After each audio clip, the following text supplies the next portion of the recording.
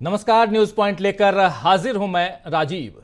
दोस्तों, देश की सियासी तस्वीर और चुनावी माहौल अब एकदम बदल गया है। कुछ वक्त पहले तक जो बीजेपी मजबूती से 400 पार का दावा करती दिख रही थी, अब उस बीजेपी को इंडिया गठबंधन ने ऐसी चुनौती दे दी है कि चुनाव एकदम दूसरे रास्ते पर जाता हुआ दिखाई दे रहा है। ऐसा रास्ता जिस पर बीजेपी के लिए कांटे ही कांटे हैं, और ये कांटे खुद बीजेपी ने अपनी करनी से उगाए हैं। दरअसल अरविंद केजरीवाल की गिरफ्तारी को आप जानते हैं, तो अरविंद केजरीवाल की गिरफ्तारी और उसके बाद कांग्रेस पर इनकम टैक्स की कार्रवाई, हाल की इन दो घटनाओं से बीजेपी के खिलाफ माहौल बन गया है। और कल इस माहौल की एक बानगी हम रामलीला मैदान में देखेंगे। दिल्ली के रामलीला मैदान में हम देखेंगे, जहां इंडिया गठबंधन की महारैली होने जा रही है। यह रैली किसी एक व्यक्ति या एक पार्टी या एक मुद्दे को लेकर नहीं हो रही है, बल्कि संविधान और लोकतंत्र को बचाने के लिए हो रही है। इस रैली में इंडिया के तमाम दल शामिल हो रहे हैं। सारे बड़े नेता कल एक बार फिर एक मंच पर दिल्ली में रामलीला मैदान में नजर आएंगे और वहां से एक साथ बीजेपी को सत्ता से हटाने के लिए हुंकार भरेंगे। आज कांग्रेस ने इस बारे में एक प्रेस कॉन्फ्रेंस की और उस प्रेस कॉन्फ्रेंस को संबोधित कर रहे थे जयराम रमेश। क्या कुछ कहा है जयराम रमेश ने, जरा सुन लेते हैं इस रैली के बारे में, तैयारियों के बारे में। सुनिए जी, मैं कल की रैली के बारे में और कुछ जानकारी आपको देना चाहता हूं। कल की रैली व्यक्ति केंद्रित रैली नहीं है। कल इसीलिए नाम रखा गया है लोकतंत्र बचाओ रैली। मुद्दा है लोकतंत्र को बचाना, मुद्दा है संविधान को बचाना। व्यक्ति केंद्रित रैली नहीं है। दूसरी बात मैं कहूं, ये किसी एक पार्टी की रैली नहीं है। कुछ 28 पार्टियां इसमें शामिल हैं। सारे इंडिया गठबंधन, इंडिया जनबंधन, मैं बार बार कह रहा हूं ये गठबंधन नहीं है, ये जनबंधन है। इंडिया जनबंधन के सारे पार्टियां इसमें शामिल हैं। तृणमूल कांग्रेस भी शामिल है। हालांकि हमारा सीट शेयरिंग फॉर्मूला नहीं हो पाया पश्चिम बंगाल में, फिर भी कल तृणमूल कांग्रेस के वरिष्ठ नेता मौजूद होंगे। तो ये किसी एक पार्टी की रैली नहीं है, ये इंडिया जनबंधन की रैली है। इंडिया जनबंधन की दूसरी रैली है, पहली रैली नहीं है ये। आपको याद होगा मुंबई की शिवाजी पार्क में भारत जोड़ो न्याय यात्रा की समाप्ति के बाद 17 मार्च को इंडिया जनबंधन की एक बहुत बड़ी रैली हुई थी शिवाजी पार्क में, और सभी नेता, मुख्यमंत्री, पार्टी के अध्यक्ष, सभी लोग वहां मौजूद थे। और वहां शंखनाद वहां से शुरू हुआ, और आज कल दूसरा शंखनाद होगा रामलीला मैदान से। मुद्दे तो सुन रहे थे आप जयराम रमेश को। जयराम रमेश ने रैली की तैयारियों और रैली में उठाए जाने वाले मुद्दों के बारे में बता दिया है, और इन्हें सुनकर बीजेपी की नींद पक्का उड़ गई होगी, क्योंकि 10 सालों तक बीजेपी ने जनता से जुड़े इन मुद्दों पर जवाब नहीं दिया। लेकिन अब चुनाव के पहले भी बीजेपी चुप रही तो ये चुप्पी उस पर भारी पड़ेगी। वैसे कल होने वाली रैली की खास बात यह है दोस्तों कि आम आदमी पार्टी और कांग्रेस दोनों के कार्यकर्ता इसकी तैयारियां मिलकर कर रहे हैं। जबकि आप याद कीजिए 10-12 साल पहले माहौल क्या था, वो बिल्कुल अलग माहौल था। इसी दिल्ली में आम आदमी पार्टी और कांग्रेस एक दूसरे के दुश्मन नजर आते थे, तब ये दोनों एक दूसरे के खिलाफ नजर आते थे।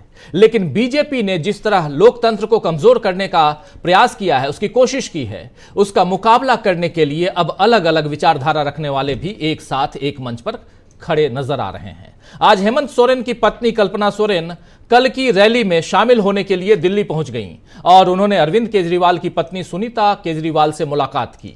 इससे पहले ये देखिए मुलाकात दोनों की, और इससे पहले दोनों की फोन पर भी बात हो चुकी है।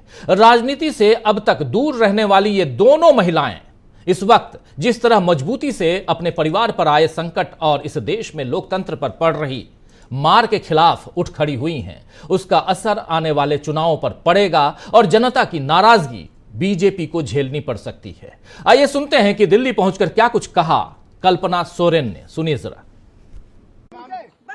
देखिए, जो घटना झारखंड में 2 महीने पहले हुई थी, वो यहाँ दिल्ली में भी सेम घटना हुई है।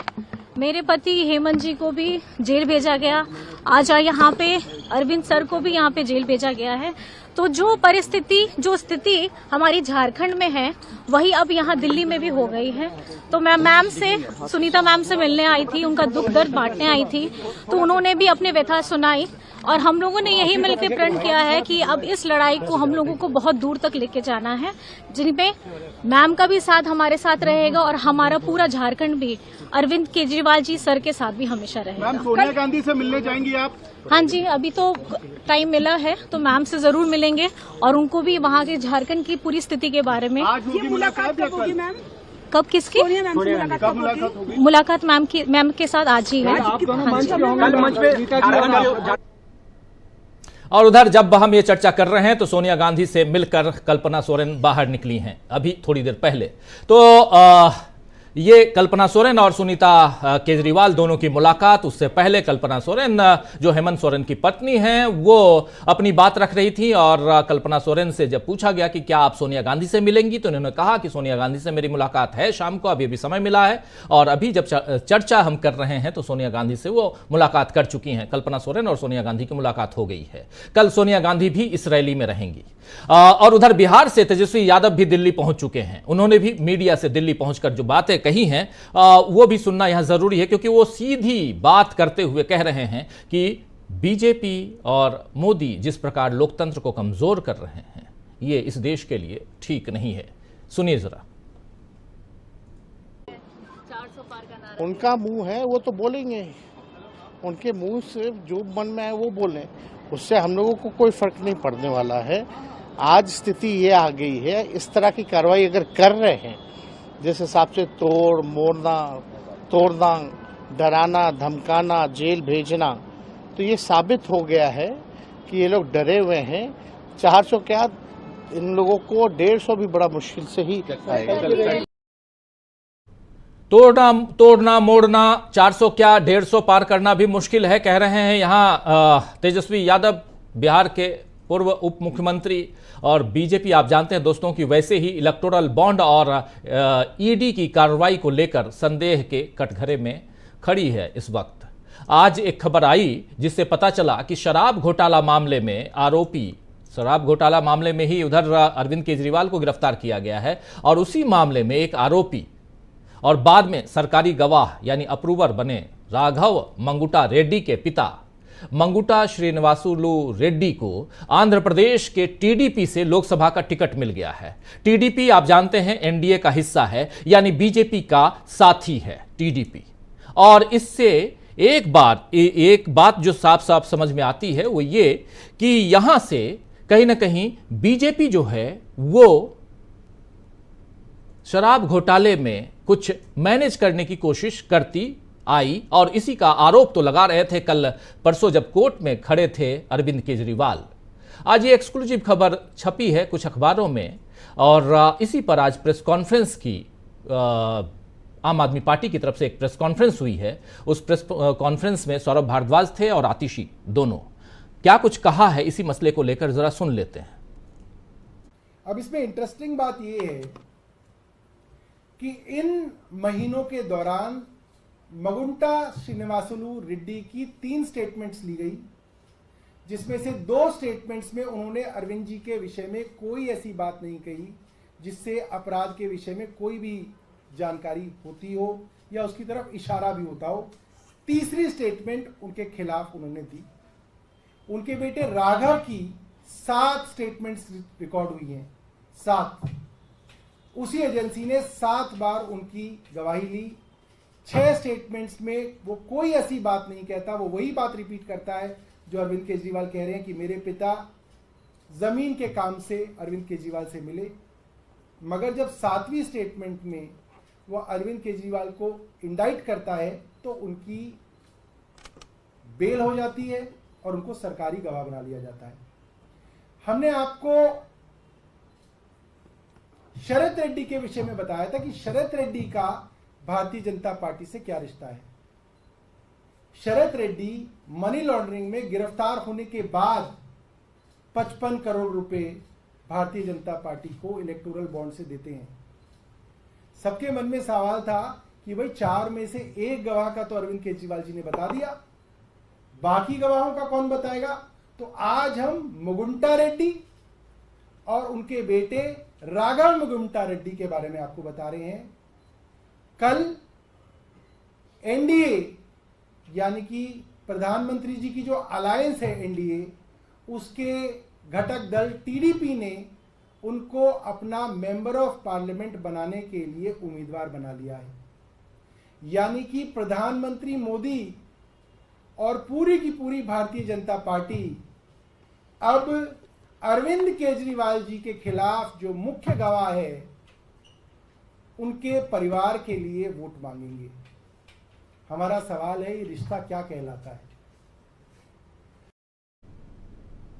तो दोस्तों, ये गंभीर आरोप नहीं बल्कि ये सच्चाई है, इसलिए क्योंकि आज ही ये खबर तमाम अखबारों में छपी है। टेलीविजन चैनल्स में आप नहीं देखे होंगे, लेकिन अखबारों में, कुछ अखबारों में जरूर ये खबर छपी है कि कैसे एक आरोपी जो शराब घोटाले का आरोपी है, जो बाद में सरकारी गवाह बन जाता है और वो टीडीपी में शामिल होता है और उसे टिकट दिया जाता है, यानी बीजेपी की वॉशिंग मशीन में वो भी धुल गया। वॉशिंग मशीन का जिक्र यहां क्यों कर रहा हूं? इसलिए कर रहा हूं कि आज कांग्रेस ने एक प्रेस कॉन्फ्रेंस करके बताया भी है कि कैसे बीजेपी की वॉशिंग मशीन और मोदी की washing machine, washing powder, BJP की वॉशिंग मशीन और मोदी ब्रांड वॉशिंग पाउडर भ्रष्टाचार के दागों को मिटा रहा है। आइए जरा सुन लेते हैं पवन खेड़ा को। इस वॉशिंग मशीन में, अरे वो डालिए ना, ये वाली टी शर्ट जाती है, पहले देखिए इस पे जो लिखा हुआ है आप पढ़ रहे हैं, अब मैं इसमें ये डलवा रहा हूं। अरुण जी इसके अंदर डालिए और देखिए क्या निकल कर आता है। वहां भी दिखाइए, अच्छी तरह दिखाइए, पढ़िए इस पे क्या लिखा है। भाई उधर भी दिखाइए, सब जगह मांग है इस मशीन की। देखिए इस मशीन की कितनी मांग है। अब इसके अंदर डालेंगे अरुण जी। अरुण जी अब डाल दीजिए, सबने देख लिया। क्या बोल रहा है, बोलो प्रेस कॉन्फ्रेंस जी। अब देखिए इसके भीतर से बटन दबाओ ना, स्पिन वाला दबाओ, सारे बटन दबाओ और निकालो, देखो क्या निकलता है।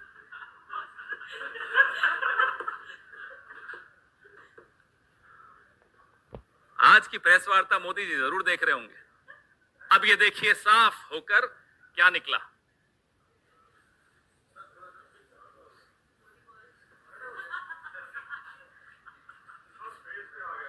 कोई बात नहीं, मेरा फेस इंपॉर्टेंट नहीं है, ये टी शर्ट इंपॉर्टेंट। देख लिया आपने? तो ये जादू आपको दिखाया। तो देखा दोस्तों आपने, यहां एक करप्शन और तमाम ऐसे आरोपों के साथ एक टी शर्ट को डालती है कांग्रेस पार्टी और उधर से जब वो साफ करते हैं तो बीजेपी लिखी हुई ये टी शर्ट जो है वो निकलकर बाहर आती है। तो पवन खेड़ा यहां जो बताना चाह रहे हैं वो यही जो थोड़ी देर पहले आम आदमी पार्टी के दोनों प्रवक्ता, दोनों नेता जो हैं वो बता रहे थे कि कैसे यहां आप चले जाते हैं उधर बीजेपी में और आपके सारे दाग धुल जाते हैं। ईडी का राजनीतिक इस्तेमाल, इलेक्टोरल बॉन्ड के घपले या विपक्ष पर हो रही कार्रवाई, यानी सबका कच्चा चिट्ठा अब सामने आ रहा है दोस्तों, और बीजेपी बुरी तरह इसमें फंस रही है। ऐसे में कल होने वाली रैली में अब बीजेपी पर और कैसी चोट पड़ने वाली है, आज इसी की चर्चा इस कार्यक्रम में हम करेंगे। आइए चर्चा की शुरुआत करते हैं। इंडिया की ताकत से कैसे बदल गया है ये चुनाव, इस चर्चा में वो समझेंगे। ये चुनाव, लोकसभा का चुनाव दोस्तों, बदल रहा है नहीं, बदल जाएगा नहीं, ये चुनाव अब बदल चुका है। कैसे बदल चुका है और इसमें इंडिया की क्या भूमिका है, इन सब पे अभी चर्चा करेंगे। चलिए हमारे साथ कुछ वरिष्ठ साथी जुड़े हुए हैं, उन सबसे आपका पहले परिचय करवाता हूं और फिर आगे बढ़ते हैं। देखिए हमारे साथ इस वक्त 6 वरिष्ठ साथी जुड़े हुए हैं। हमारे साथ जुड़े हुए हैं अमलिंदु उपाध्याय जी, प्रशांत टंडन जी, प्रेम कुमार जी, डॉक्टर राकेश पाठक जी, संजय कुमार सिंह साहब और प्रोफेसर रविकांत जी, आप सभी का स्वागत है, इस्तकबाल है। स्वागत इस्तकबाल आप तमाम दोस्त साथी शुभचिंतक आप सबका जो अब तक जुड़ चुके हैं, जो जुड़ने वाले हैं इस कार्यक्रम में। टी शर्ट वाली कहानी बड़ी अच्छी लगी। ऐसे वॉशिंग मशीन, हमारे साथी प्रशांत टंडन जी वॉशिंग मशीन के बारे में कई बार बात करते हैं, नए नए टर्मिनोलॉजी को लेके आते हैं प्रशांत जी। डैशबोर्ड की बात करते हैं, कभी कहते हैं हवा का रुख बदल रहा है, मौसम बदल रहा है। प्रशांत जी आपके पास ही आना चाहता हूं, ये नई वॉशिंग मशीन ये कहां से आ गई कांग्रेस के पास? बीजेपी ब्रांड वॉशिंग मशीन, और उसमें Prashant ji BJP brand washing machine और मोदी ब्रांड वॉशिंग पाउडर, उससे करप्शन से लिप्त जितने भी काले धब्बे वाले जितने भी कपड़े हैं वो सब साफ हो जाते हैं और बीजेपी ब्रांड दिखाई देता है। बहुत महंगी है राजीव जी वॉशिंग मशीन। ये इसकी कीमत 8,500 करोड़ रुपए है, जो इलेक्टोरल बॉन्ड से पहुंचा है बीजेपी के पास। तो इतनी महंगी वॉशिंग मशीन आम आदमी नहीं खरीद सकता, लेकिन वो कमाल की वॉशिंग मशीन है ये। लेकिन ये वॉशिंग मशीन राजीव जी डेमोक्रेसी के ऊपर जो धब्बे आ रहे हैं उसको भी ये धो देगी। और ये मैं देख रहा हूँ कि विमर्श जो है, चाहे वो सोशल मीडिया हो, चाहे वो काफ़ी जनता के बीच में भी ये वॉशिंग मशीन जा रही है। मुझे याद है कि ममता बनर्जी भी ऐसी एक वॉशिंग मशीन पब्लिक मीटिंग में 2022 के इलेक्शन में लेकर गई थी। तो ये विमर्श जो है करप्शन का, और करप्शन के मुद्दे पर राजीव जी मतलब उन्होंने, पवन खेड़ा जी ने अपनी बात थोड़ा हास्य विनोद के जरिए रखी है, लेकिन जनता में भी ये मैसेज जा रहा है। बहुत सारे सोशल मीडिया के मीम्स, देखिए ये सब चीज़ें हम लोगों को चर्चा, राजनीतिक चर्चा में लाना चाहिए कि बहुत सारे सोशल मीडिया के मीम्स, कॉमेडियंस इस तरीके की बातें कर रहे हैं। अभी कल मैंने एक वीडियो देखा कि एक दरवाज़ा नॉक करता है 2 लोग किसी का, और वो आई कार्ड दिखाते हैं सीबीआई और ईडी का। वो आदमी भागता है और वो पीछे भाग रहा है सीबीआई ईडी, और वो फिर रुक जाता है, बिजली गिरती है उनके ऊपर, और वहाँ बीजेपी का जो है वो फटका रखा हुआ है। तो वो लक्ष्मण रेखा, वो उस फटके को जो है नमन करके वो ईडी सीबीआई लौट जाता है जी। इस तरीके का विमर्श जनता के बीच में बहुत तेजी से जा रहा है।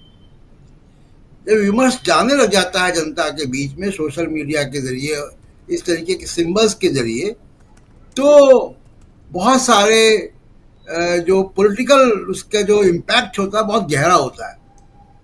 मैं बार बार इमरजेंसी के बाद के इलेक्शन की बात करता हूँ, और इलेक्शन की वहाँ पे बहुत नारे जो है, ऐसे ऐसे नारे लगे थे राजीव जी जो कि बड़े लोकप्रिय भी हो गए थे, जिन नारों को हम यहाँ कह भी नहीं सकते जी। तो कई सारे ऐसे नारे जो है वो लगते हैं, और इस तरीके के जो राजनीतिक विमर्श है वो इन शब्दों से, इन सिंबल से पैदा होता है। याद कीजिए कि स्मृति ईरानी गैस का सिलेंडर लेकर प्रचार करें 2014 में, वो गैस का सिलेंडर उन्हीं के ऊपर भारी है, लेकिन वो प्रचार कामयाब रहा था। तो इस तरीके के मीम्स, इस तरीके के जो शब्द हैं, सिंबल्स हैं, वो बड़े काम आते हैं। दूसरी बात कि बीजेपी जब इन चुनाव में है, 2 बातें कहूंगा राजीव जी। जब बीजेपी इन चुनाव में है तो विमर्श बीजेपी की तरफ से नहीं आ पा रहा है। बीजेपी की जो सोशल मीडिया टीम है या उनके खेमे के जो लोग हैं, वो उस विमर्श को ला नहीं पा रहे हैं, जो केंद्रीकरण करने की बीजेपी इस मुद्दे पर चुनाव लड़ रही है। जैसा 2014 या 2019 में था, एक केंद्रीकृत मुद्दा था। मोदी जी जो हैं वो राहुल गांधी का स्पीच सुनते हैं, उसमें से कोई एक शब्द पकड़ लेते हैं। कल एक रैली होने जा रही है, मैं अभी से भविष्यवाणी कर दूं इसकी राजीव जी कि कल राहुल गांधी कुछ भी बोलेंगे, उसका एक शब्द उठाएंगे मोदी जी परसों, और परसों उस शब्द को जो है वो विवादित कर देंगे। ये मतलब ये कोई कैंपेन का हिस्सा नहीं हो सकता कि रोज राहुल गांधी कुछ बोलेंगे और आप उसमें से एक शब्द उठाएंगे, उसको उछाल देंगे, एक मीडिया आपके पास है वो करेगा काम। तो कहने का मुद्दा यह है कि राजीव जी की कोई एक सेंट्रल थीम नहीं है। जी बिल्कुल। वॉशिंग मशीन का भी जो लोग व्यापार करते हैं राजीव जी, वो भी एक सेंट्रल थीम लेकर चलते हैं। मैं इस वॉशिंग मशीन की बात नहीं कर रहा हूँ जो सचमुच की वॉशिंग मशीन जो हम घरों में इस्तेमाल करते हैं, उस वॉशिंग मशीन की भी एक थीम होती है। ये देखिए, कल्पना सोरेन की आज सोनिया गांधी से मुलाकात हो गई है, बिल्कुल, उन्होंने बताया था कुछ दिन पहले। तो ये बड़े राजनीतिक विमर्श, दूसरी तरफ आप कांग्रेस या इंडिया गठबंधन को आप देखिए कि उनका विमर्श बड़ा केंद्रित है।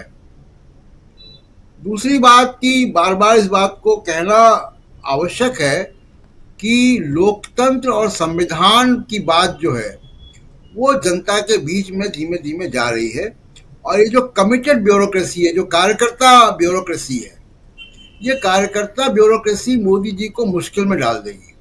बिल्कुल।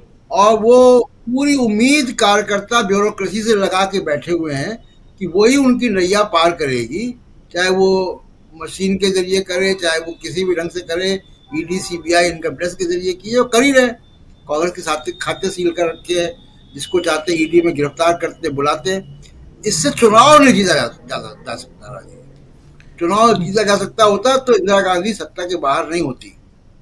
जी, दो तीन विमर्श के लिए दो तीन बहुत महत्वपूर्ण बात यहां आप रख रहे हैं, और उन बातों को आगे हम बढ़ाते हैं। हमारे साथ जुड़े हुए हैं प्रोफेसर रविकांत जी। रविकांत जी, आपके पास आना चाहता हूं। दिल्ली की रैली को किस हिसाब से आप देखते हैं? पटना की रैली हमने देखी, हमने मुंबई की रैली देखी, और अब दिल्ली की रैली। दिल्ली की रैली से पहले जो घटनाक्रम है उसको हम तेजी से बदलते देख रहे हैं। मुंबई की रैली में याद कीजिए, कल्पना सोरेन जो हैं वो इंट्रोड्यूस होती हैं हिंदुस्तान के सियासी पटल पर। क्या हम कल अब सुनीता केजरीवाल को इंट्रोड्यूस होते हुए देखेंगे?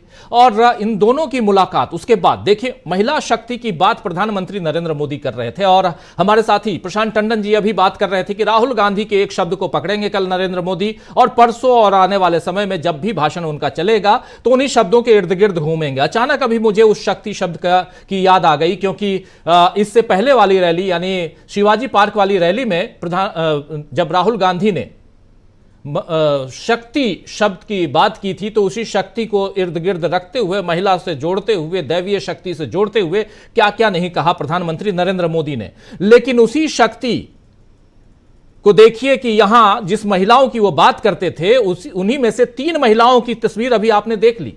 एक कल्पना सोरेन, जिनकी मुलाकात होती है सुनीता केजरीवाल से, फिर इसी कल्पना सोरेन की मुलाकात होती है सोनिया गांधी से। ये देखिए, 3 महिला, और ये तीनों कल मंच पर मौजूद रहेंगी। क्या तस्वीर बदल चुकी है प्रोफेसर रविकांत जी? देखिए राजीव जी, हमारे लोक में एक कहावत है कि जब पति पर बुरा साया आता है तो पत्नी को उस बला को दूर करने के लिए सामने आना पड़ता है। कल्पना सोरेन पहले ही मोर्चा संभाल चुकी, और इस बीच में सुनीता केजरीवाल ने भी मोर्चा संभाल लिया है। नरेंद्र मोदी जिन महिलाओं की बात करते हैं, और राहुल गांधी के उस शब्द को लेकर के जो उन्होंने उसकी मीमांसा की गलत ढंग से, और जो उन्होंने जोड़ा कि हम तो माताएं जो बहनें हैं उसको हम शक्ति मानते हैं, लेकिन यही नरेंद्र मोदी है जब मणिपुर में महिलाओं का चीरहरण होता है तो ये नहीं खड़े होते। जब महिला पहलवानों का यौन उत्पीड़न होता है तो मोदी जी की आंखों में एक आंसू नहीं आते, बल्कि मैं अगर ये कहूं कि वो निर्लज्जता की हद तक चले जाते हैं। एक लफ्ज नहीं देश का प्रधानमंत्री बोलता, देश की बेटी के लिए, देश की बेटियों के लिए वो अगर शक्ति की बात करे तो उससे बड़ा और कोई जुमला नहीं, और कोई वो एक तरह का झूठ नहीं। अब कल जो रैली होने जा रही है, मुझे लगता है कि दिल्ली की सत्ता को उखाड़ फेंक देने वाली ये रैली होगी। जो नरेंद्र मोदी की सत्ता का जो ताबूत है उसमें आखिरी कील ठोकने वाली ये रैली होगी। मोदी अपने उस ईडी के जरिए, सीबीआई के जरिए जिस तरह से पूरे विपक्ष को कमजोर कर रहे हैं, कहीं आपने अकाउंट सीज कर दिए। लेकिन उसी विपक्ष में से जो लोग हैं जो मोर्चा संभाल रहे हैं, चाहे उसमें बहुत वरिष्ठ और बीमार भी रहती हैं सोनिया जी, उनका मार्गदर्शन हो, खड़गे जैसे सीनियर लोग होंगे, समूचा विपक्ष 28 पार्टियों के नेता एकजुट होकर के मंच पर होंगे और वो उन्हीं भावनाओं को अभिव्यक्त कर रहे होंगे जो इस देश के लोगों की हैं।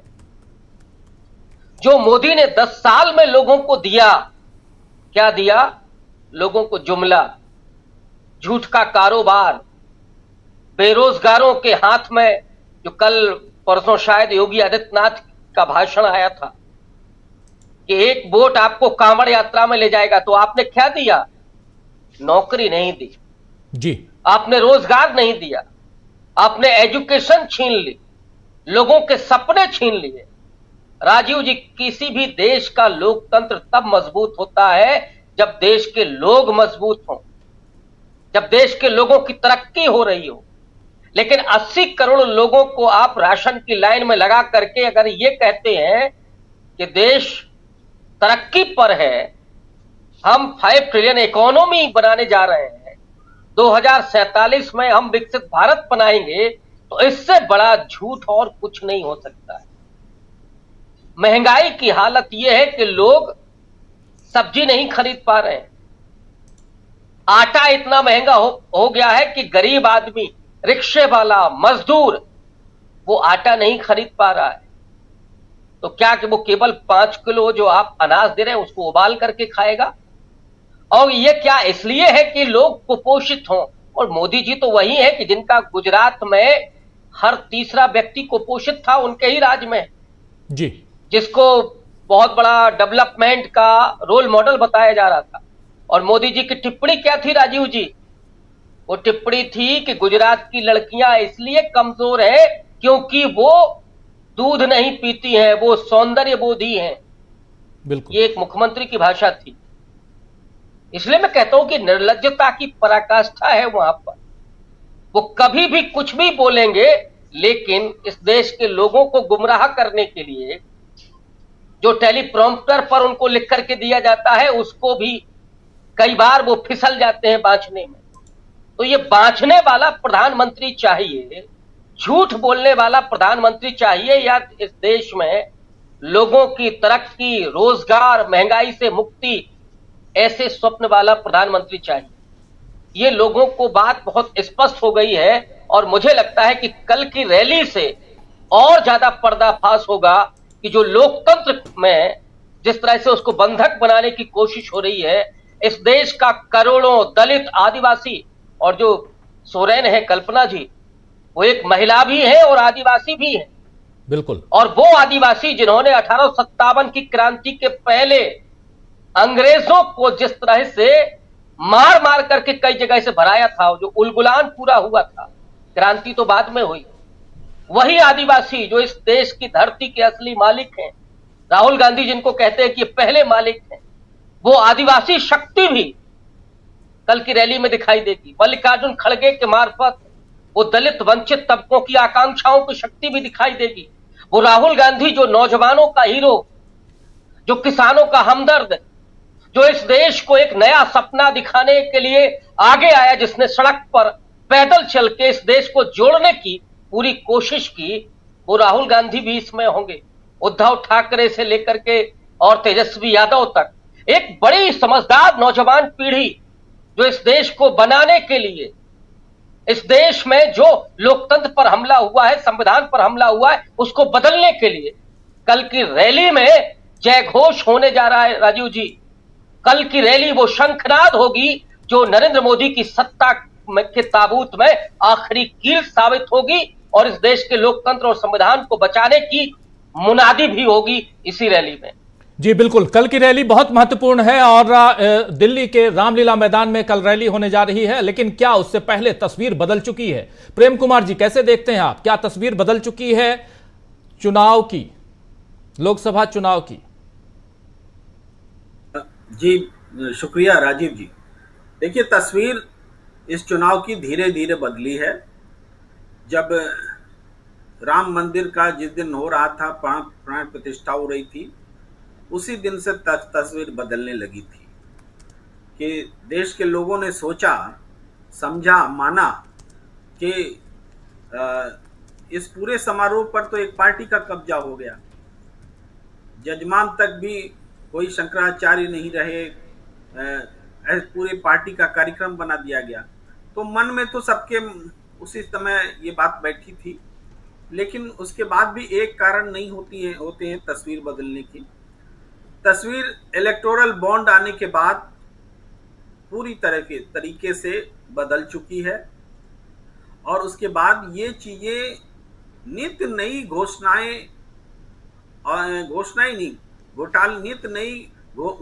नए घोटालों का पर्दाफाश बोलिए जो हो रहा है कि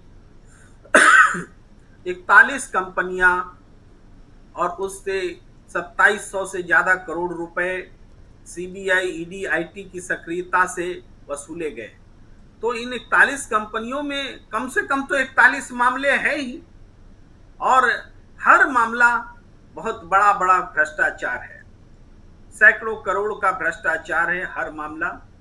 कोरोना में वैक्सीन का मसला हो, जो दवा की फर्म से जो खरीदारी कराई गई है, नकली दवा या बेच करके, नकली दवा इसलिए कि वो टेस्ट में फेल हुए कंपनियां हैं जिनको पैसे ले करके अनुमति दी गई कारोबार करने।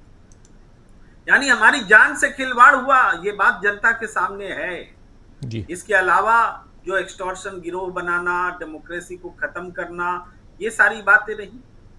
और इसमें जो एड ऑन फैक्टर लगातार जुड़ा, वो हेमंत सोरेन को अरेस्ट करना, अरविंद केजरीवाल जी को अरेस्ट करना, या अरविंद केजरीवाल जी का जो स्टेटमेंट कोर्ट में आया, उस कोर्ट में आए स्टेटमेंट का की कोई काट लेकर बीजेपी नहीं आ सकी, आज तक बोल नहीं पा रही है बीजेपी की नहीं ये बात गलत है, हमें इलेक्टोरल बॉन्ड से जो चंदा मिला है इसकी टाइमिंग का मतलब ये नहीं है जो अरविंद केजरीवाल बोल रहे हैं। बोलना चाहिए ना बीजेपी को कि अरविंद केजरीवाल हम पर गलत आरोप लगा रहे हैं। बीजेपी का कोई नेता आज तक बोला है?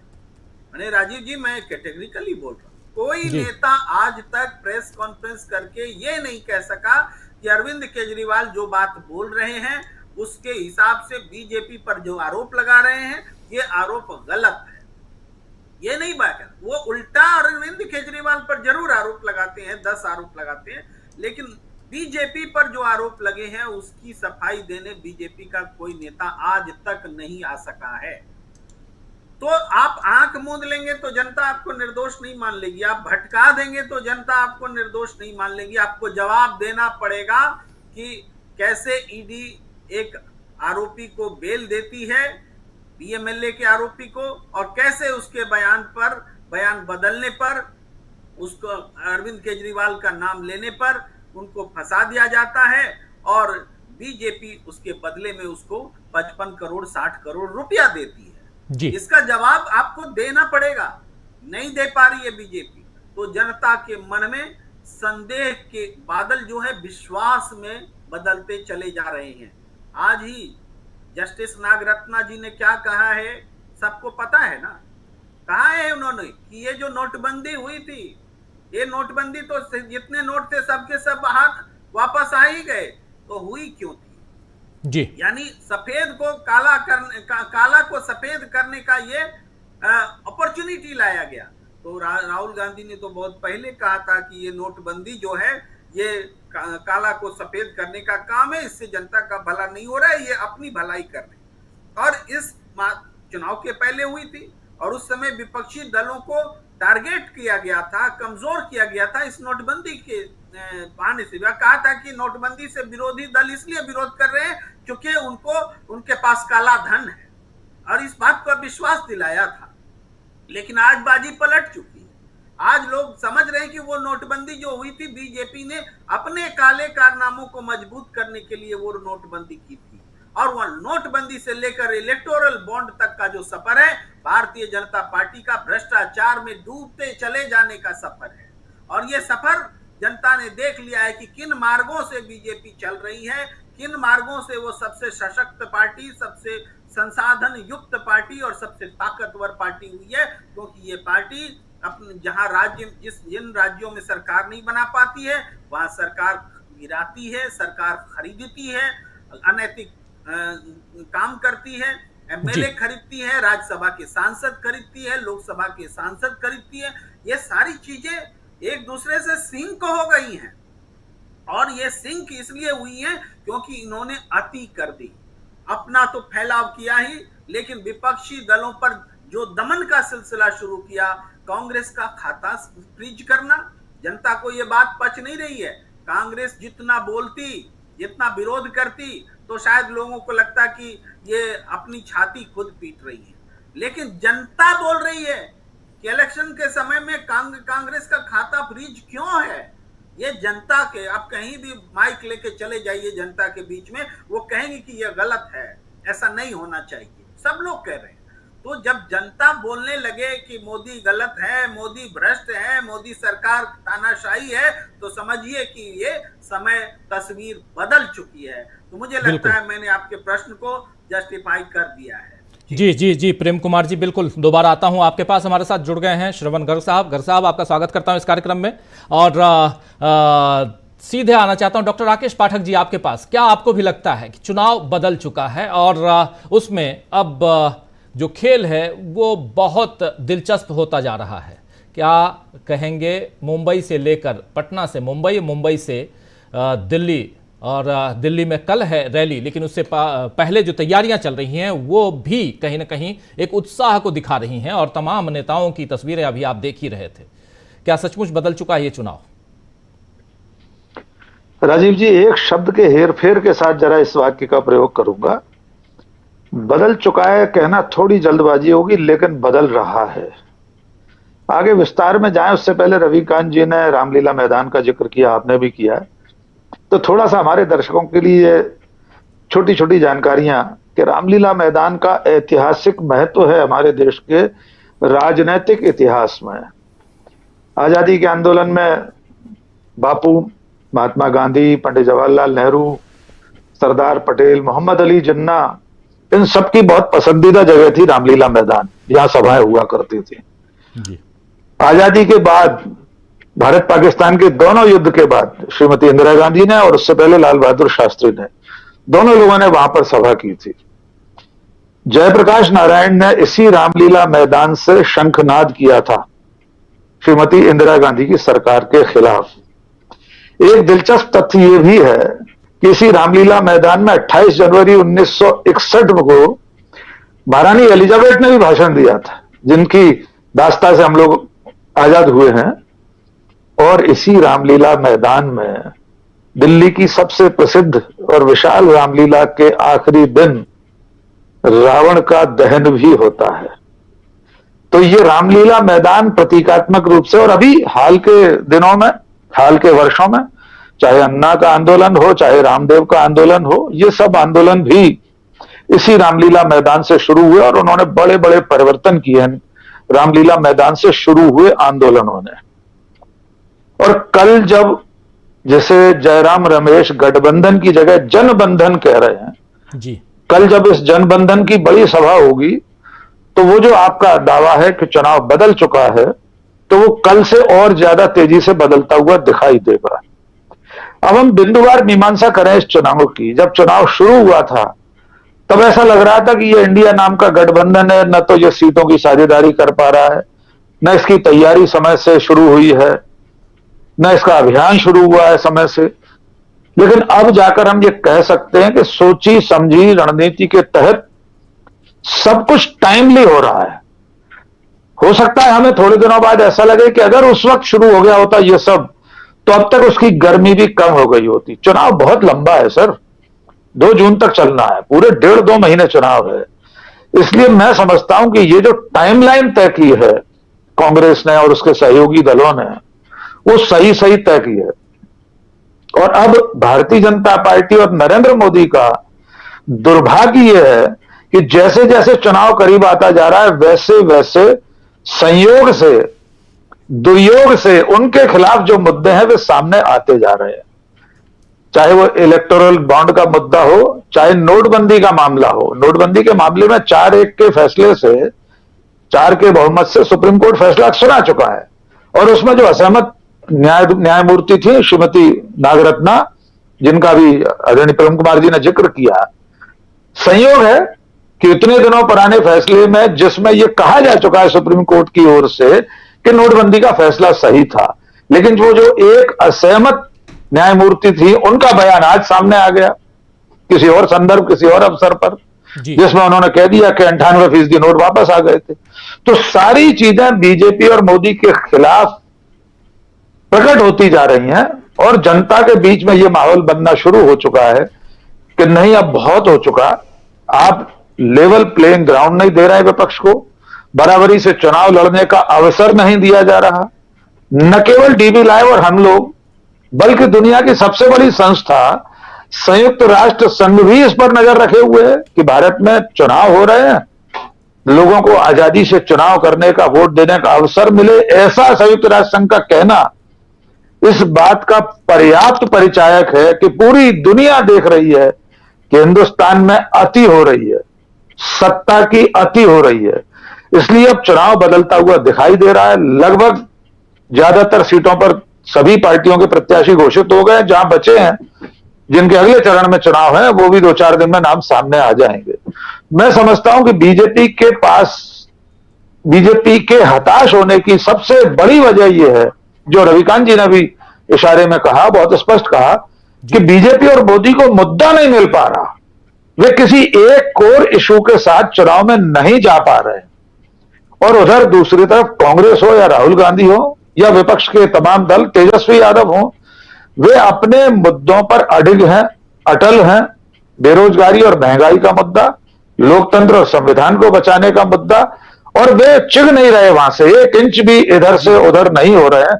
यही बीजेपी की हताशा का कारण है। इसलिए मैं इस बात से सहमत हूं कि चुनाव बदलता जा रहा है, और जैसे जैसे दिन बीतेंगे भारतीय जनता पार्टी और नरेंद्र मोदी की राह और कठिन होती जाएगी।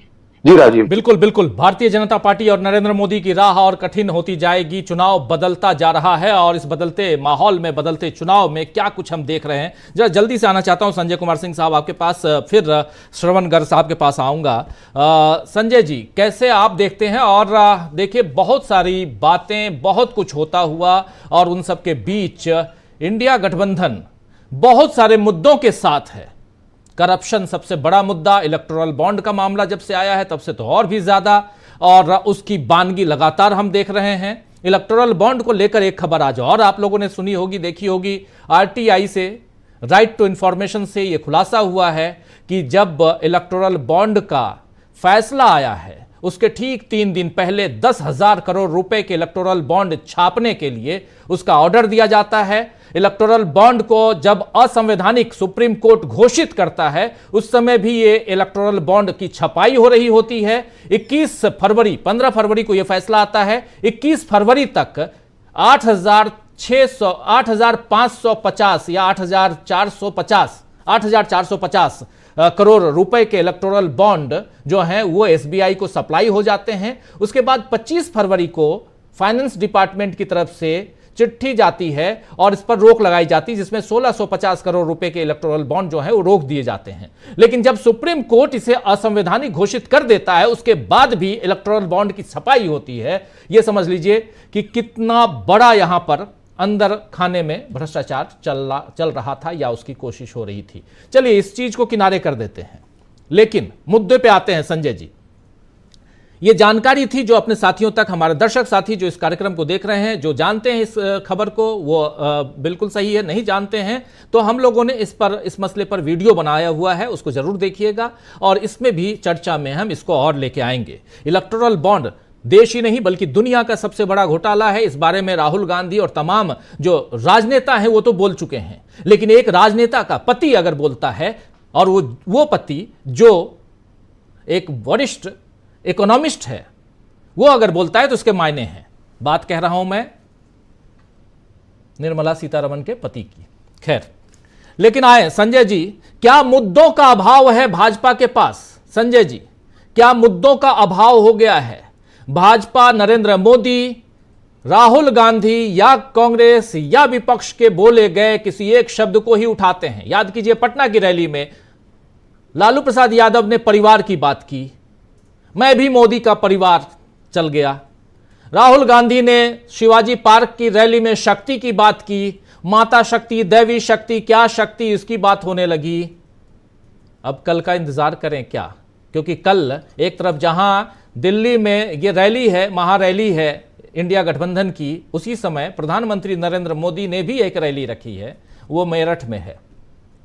तो कल इंतजार रहेगा मोदी जी को भाषण देने का। बिल्कुल, मुझे हमेशा लगता है कि क्लास में फर्स्ट करने वाले बच्चे का कंपटीशन किसी ऐसे बच्चे से है जो कई साल से फेल कर रहा है। और आम आदमी को इसको इसी तरह से समझाया जा सकता है कि कोई मुकाबला नहीं है, लेकिन जो फेल कर रहा है, हर बार फेल करता है, उससे अगर कुछ कहा जाएगा कि तुम कुछ एक्स्ट्राऑर्डिनरी करके दिखाओ, तो वो वही करेगा कि परिवार बनाएगा और पता चला कि उसकी पत्नी उस परिवार में शामिल नहीं है। जो पहले ये कहता रहा था कि मेरा परिवार नहीं है इसलिए मैं एक्सक्लूसिव हूं, इसलिए मैं खास हूं, तो माने उनको परिवार पहले नहीं था, ये अच्छी बात थी उनकी।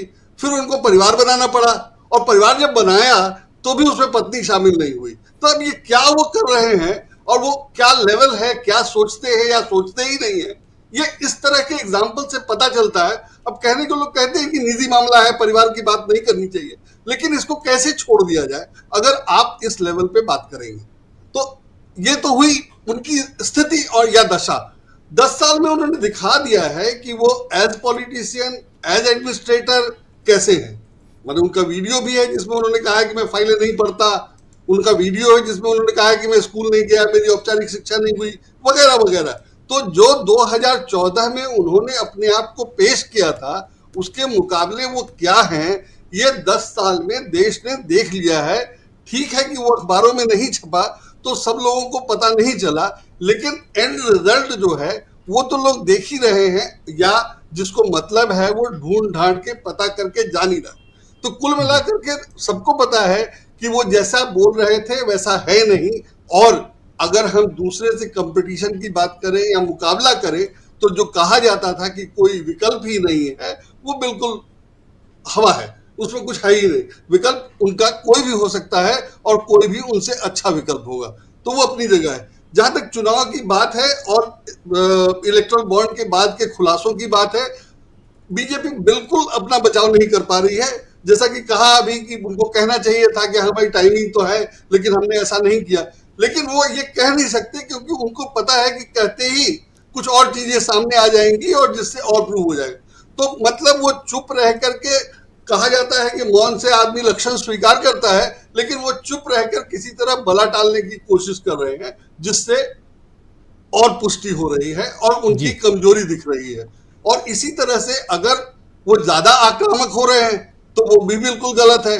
जैसे इनकम टैक्स वाले केस में अगर खाता फ्रीज कर दिया गया था, 1200 करोड़ का मामला था, पहले ही उतने पे भी छोड़ देते तो ठीक था, लेकिन ये हमेशा लगता है कि उसी से फायदा होगा, तो और 8000 करोड़ का आ गया, तो उससे गड़बड़ हुई। और आज सबसे आश्चर्य की बात है कि जो कहा है कि टैक्स टेररिज्म है, वो आज मैंने 5 अखबार में, अंग्रेजी के 5 अखबारों में देखा कि वो लीड और सेकंड लीड है। वुमन कांग्रेस की खबर लीड और सेकंड लीड तो नहीं बनती है, छप जाती है पहले पेज पे, और फर्स्ट लीड 5 अखबारों में कॉमन नहीं है। तो इसका मतलब है कि जानबूझकर उसको सेकंड लीड ही बनाया गया है, फर्स्ट लीड नहीं बनाना था, इसलिए वरना लीड भी बन सकती थी। ये खबर आज के लिए ऐसी थी। तो इस तरह से अखबारों की ये मजबूरी दिखाई दे रही है कि उनको कांग्रेस का ये आरोप कि टैक्स टेररिज्म सरकार चला रही है, वो पहले पेज पे छापना पड़ा। तो जो सरकार 5 साल से मीडिया मैनेजमेंट, हेडलाइन मैनेजमेंट कर रही थी, वो अगर चुनाव के समय इस तरह के आरोप छप रहे हैं, तो उसकी एफिशिएंसी या सक्सेस का क्या हाल है, वो हम हवा का रुख बदल रहा है संजय जी, हवा का रुख बदल रहा है। मैं कह रहा हूं कि बदल गया है। पेज पे खबर होती थी, अगर वो खबर आज फ्रंट पेज पे लीड ना बने, सेकंड लीड भी बने, तो इसका मतलब है कि हवा का रुख बदल रहा है। हम भी तो रोज छापते हैं अखबार, हमको पता है। बिल्कुल। और दूसरी खबर है जो राहुल गांधी ने कहा कि जो लोग लोकतंत्र का चीरहरण करेंगे उनके खिलाफ कार्रवाई की जाएगी। ये खबर भी बड़ी चेतावनी है और ये भी अखबारों में छपी है, इसका भी असर होगा। तो मुझे लगता है कि कल से वो सब दिखने लगेगा और कल ही वो रैली है। रैली को ऐसे देखता हूं मैं कि किसानों की रैली ना हो या किसान रामलीला मैदान में ना जुटे, उसके लिए सरकार ने क्या क्या किया और इस रैली को रोकने के लिए सरकार कुछ नहीं कर सकती है। तो आप समझिए कि सरकार की हालत क्या होगी। उससे अगर कंपेयर करें, 2 बार मैंने किसानों को पहले जब आंदोलन था तब उनको रोकने के लिए सड़क पे कील कांटे लगाए गए से लेकर और फिर दोबारा किया गया, और इस बार रैली में आप कुछ नहीं कर सकते हैं और तैयारी ऐसी है कि पहले से आकर के कल्पना सोरेन और ये बता चुकी कि हम दिल्ली आ गए, सोनिया गांधी मिल रही वगैरह। तो इस रैली की सफलता तो बाद में देखेंगे, रैली ही कितनी सफल है ये आज ही पता चल रहा है, और रैली के बाद फिर अखबारों का या बाकी लोगों का क्या होगा उसका अंदाजा हम लोग लगा सकते हैं। तो मुझे लगता है कि चीजें काफी बदल गई हैं और रोज बहुत तेजी से बदल रही हैं, चीजें तेजी से बदल रही हैं। बिल्कुल, कल्पना सोरेन का आप नाम ले रहे थे, जरा कल्पना सोरेन को सुन लेते हैं, क्या कुछ कह रही थी। दिल्ली पहुंची है, उसके बाद वो जाती हैं सुनीता केजरीवाल के पास और उसके बाद सोनिया गांधी से उनकी मुलाकात होती है। एक साथ 3 महिलाएं और तीनों कल मंच पे होंगी, लेकिन कल्पना सोरेन उससे पहले, जब मुलाकात से पहले दिल्ली पहुंचती हैं, मीडिया से बात करती हैं, क्या कुछ कह रही हैं सुनिए। देखिए, जो घटना झारखंड में 2 महीने पहले हुई थी वो यहाँ दिल्ली में भी सेम घटना हुई है।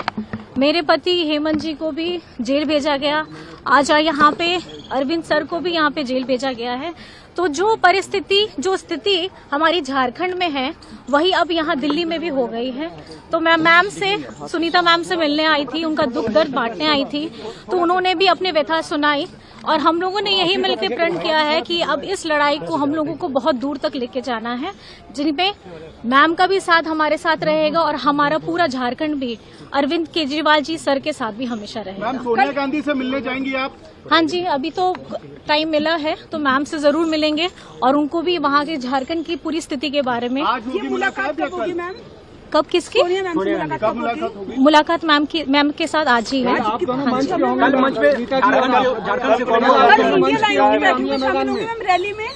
देखिए अभी ये टाइम तो मुझे नहीं पता है, हाँ टाइम नहीं पता है, बट अब आप सभी लोग जरूर आइए। इंडिया गठबंधन का पूरा रैली अरेंज हुआ है रामलीला मैदान में, तो आप सभी का स्वागत है।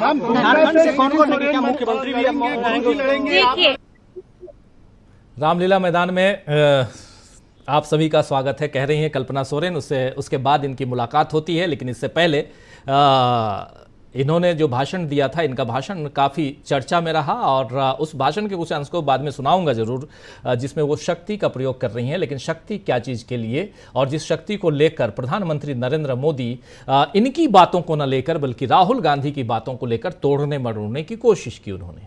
लेकिन अब जब बात जो है वो मुंबई के शिवाजी पार्क से निकलकर दिल्ली के रामलीला मैदान तक पहुंच चुकी है, तो कितना कुछ परिवर्तन हो चुका है जरा समझते हैं श्रवण गर्ग साहब से।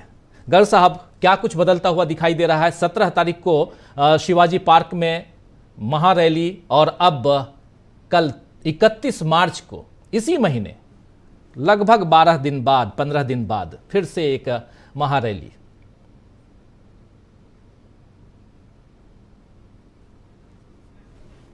अनम्यूट कर लीजिए प्लीज।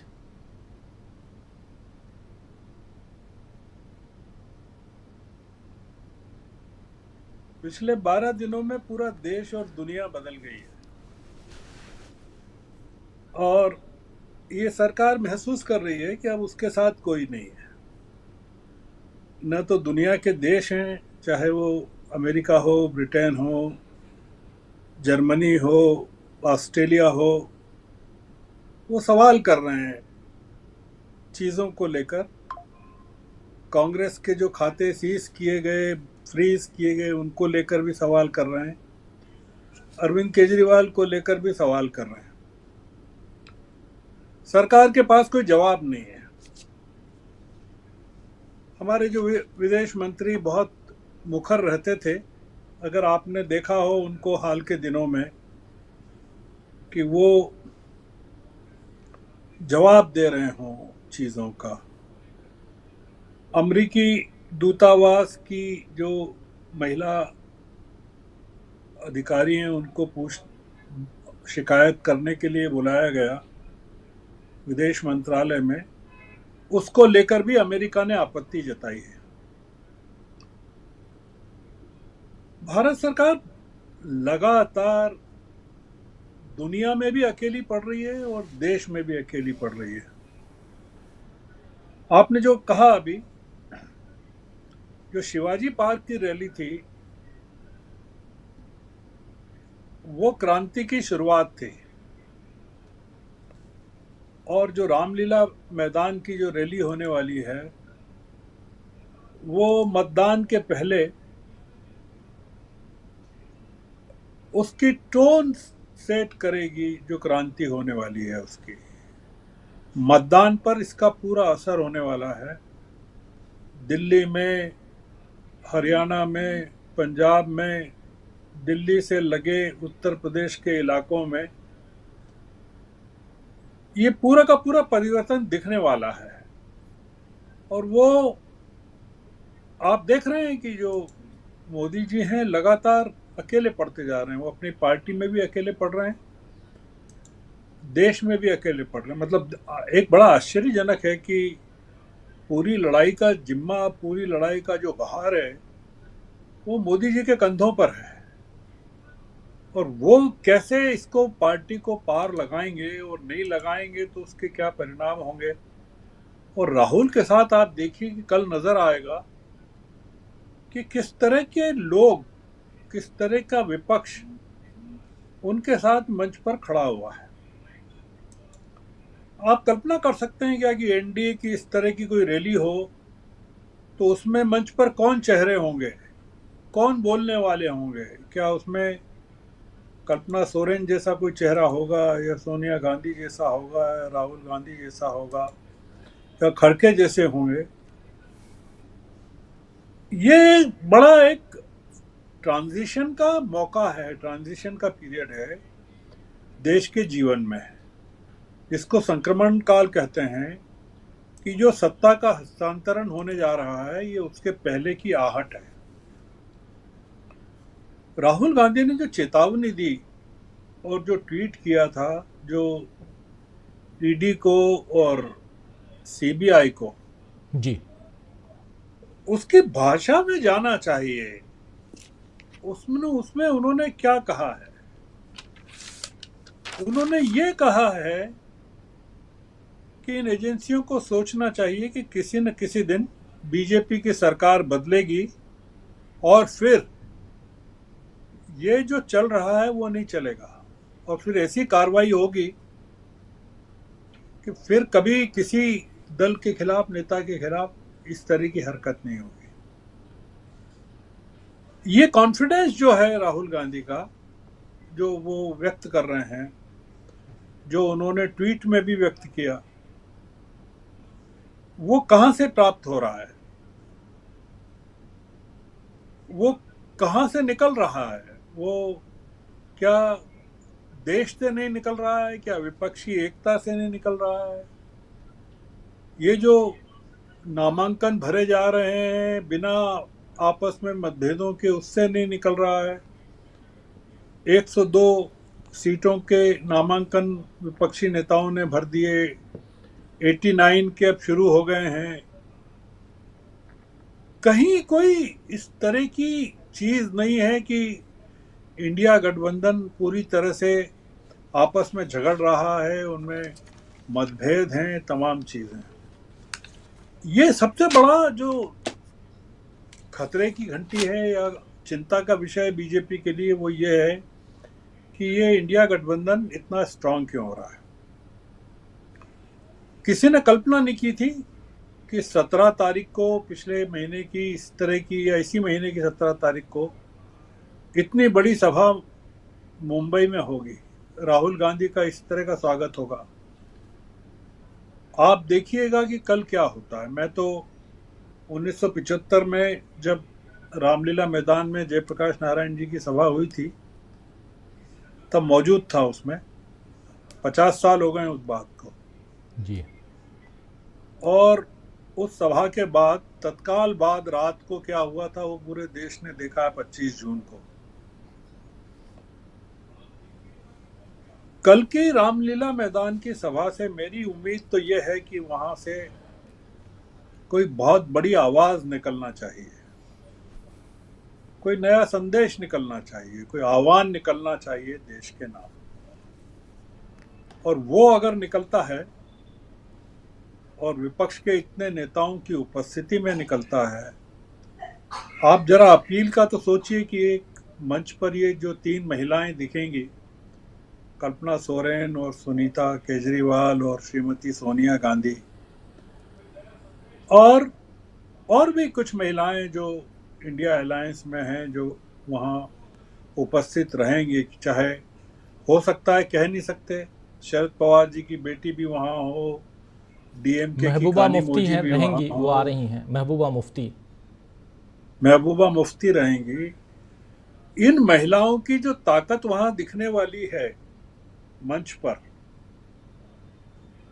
और एक इमोशनल अपील देश के नाम जो रामलीला मैदान से निकलने वाली है, वो अद्भुत क्रांति की शुरुआत करेगी।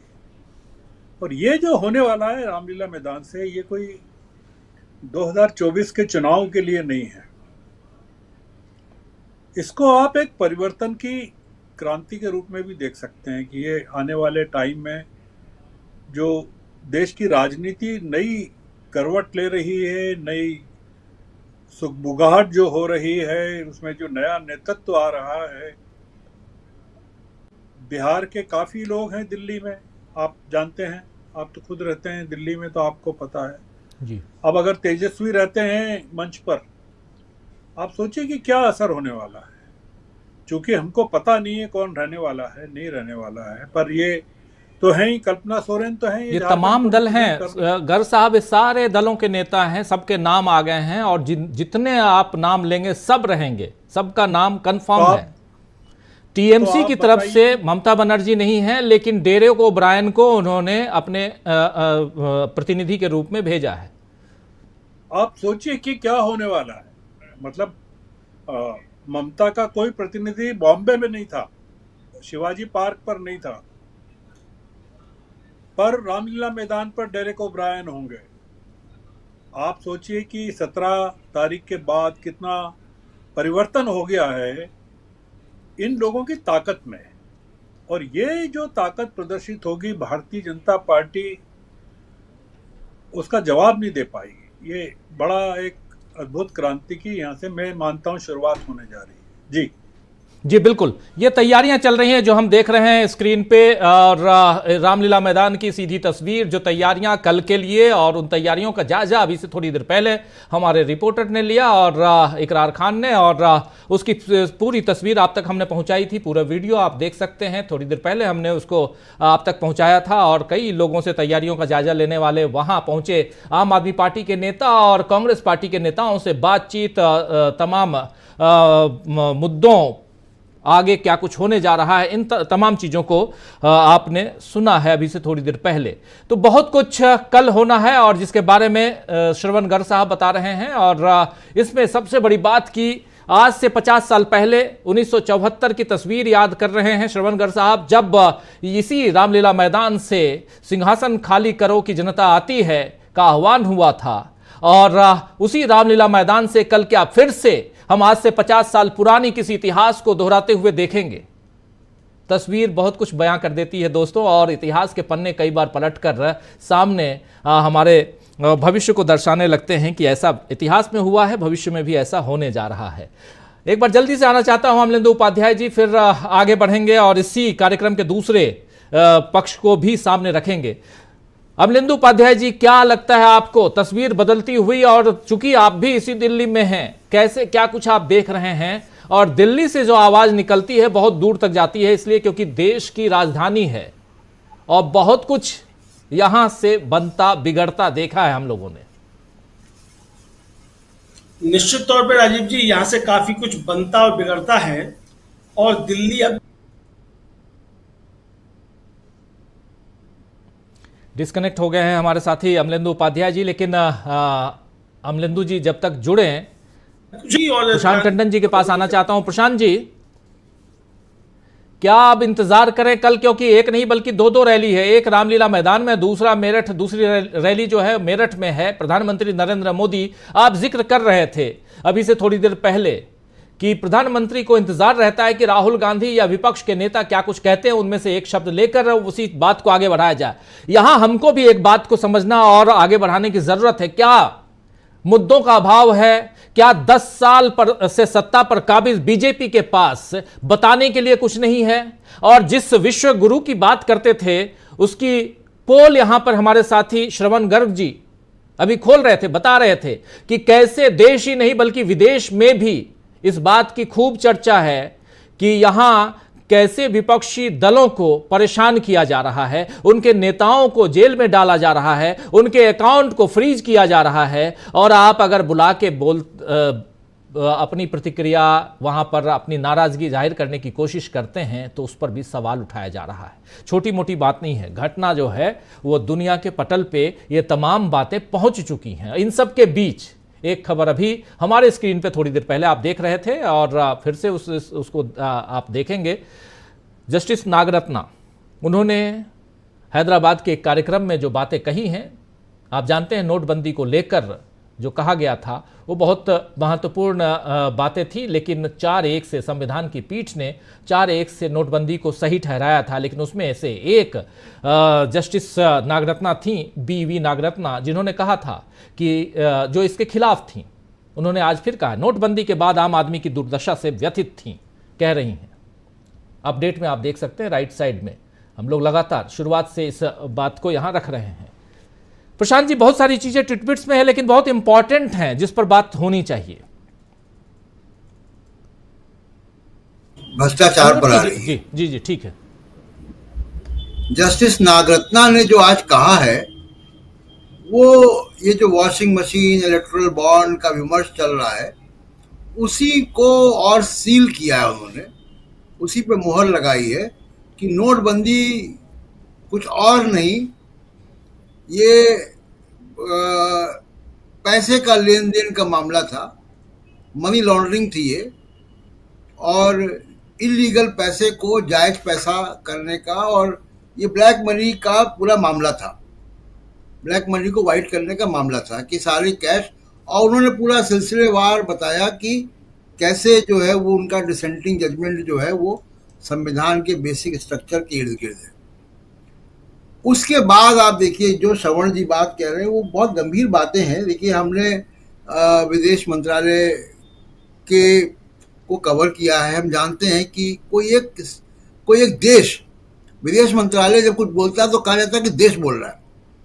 कोई एक देश अगर किसी एक पोजीशन पे पहुंचता है, ऐसा नहीं हुआ कि कोई एक सवाल आ गया और वो प्रवक्ता ने बोल दिया। मैं दर्शकों को बता दूं कि अक्सर विदेश मंत्रालय की सवाल जवाब में तय हो जाता है पहले से, और ये घंटों विमर्श होता है, सीनियर अधिकारी से लेकर टॉप लेवल तक, विदेश मंत्रालय के सीनियर अधिकारियों तक ये बात जाती है, पॉलिटिकल नेताओं तक बात जाती है कि क्या पोजीशन लेनी है। अगर अमेरिका के प्रवक्ता ने ये 2 बार पोजीशन ली है कि भारत में ये जो जुडिशरी है ये ट्रांसपेरेंट होनी चाहिए, जुडिशल प्रोसेस, हम इस पर निगाह रख रहे हैं। जर्मनी ने अगर ये बात की तो ये मान के चलिए कि ये उन देशों के हाईएस्ट लेवल पे डिस्कस हुआ है, और उन्होंने भारत से देश संबंध, मोदी जी से केमिस्ट्री, वो सब चीजें डिस्कस की है। उसके बाद इस पोजीशन पे पहुंचे हैं। यूनाइटेड नेशंस का प्रवक्ता अगर बात कर रहा है तो आप ये समझ लीजिए कि उसको कम से कम सिक्योरिटी काउंसिल के बहुत सारे देशों का फीडबैक है।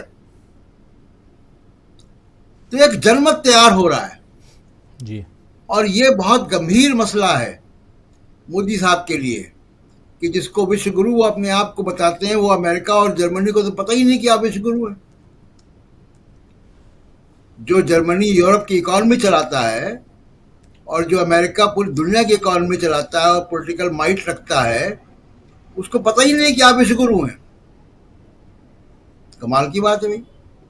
तो ये जो ये विमर्श तैयार हो रहा है ये बहुत संकेत दे रहा है। दूसरी बात, राहुल गांधी ने जो अपनी पुरानी बात जो उन्होंने कही कि हम देखेंगे इन अफसरों को, ये जो कार्यकर्ता ब्यूरोक्रेसी है, ये बात बहुत दूर तक गई है। अभी संजय जी कह रहे थे कि अखबारों के सुर्खियों में आ गई ये बात, ये दूर तक चली गई ये बात।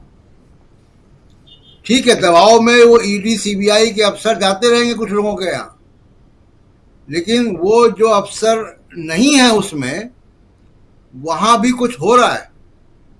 तो बहुत दूर तक ये सब बातें चली गई हैं और कल की रैली से बिल्कुल निश्चित तौर पे संदेश निकलना चाहिए और कम से कम डेमोक्रेसी और लोकतंत्र और संविधान की रक्षा करने का।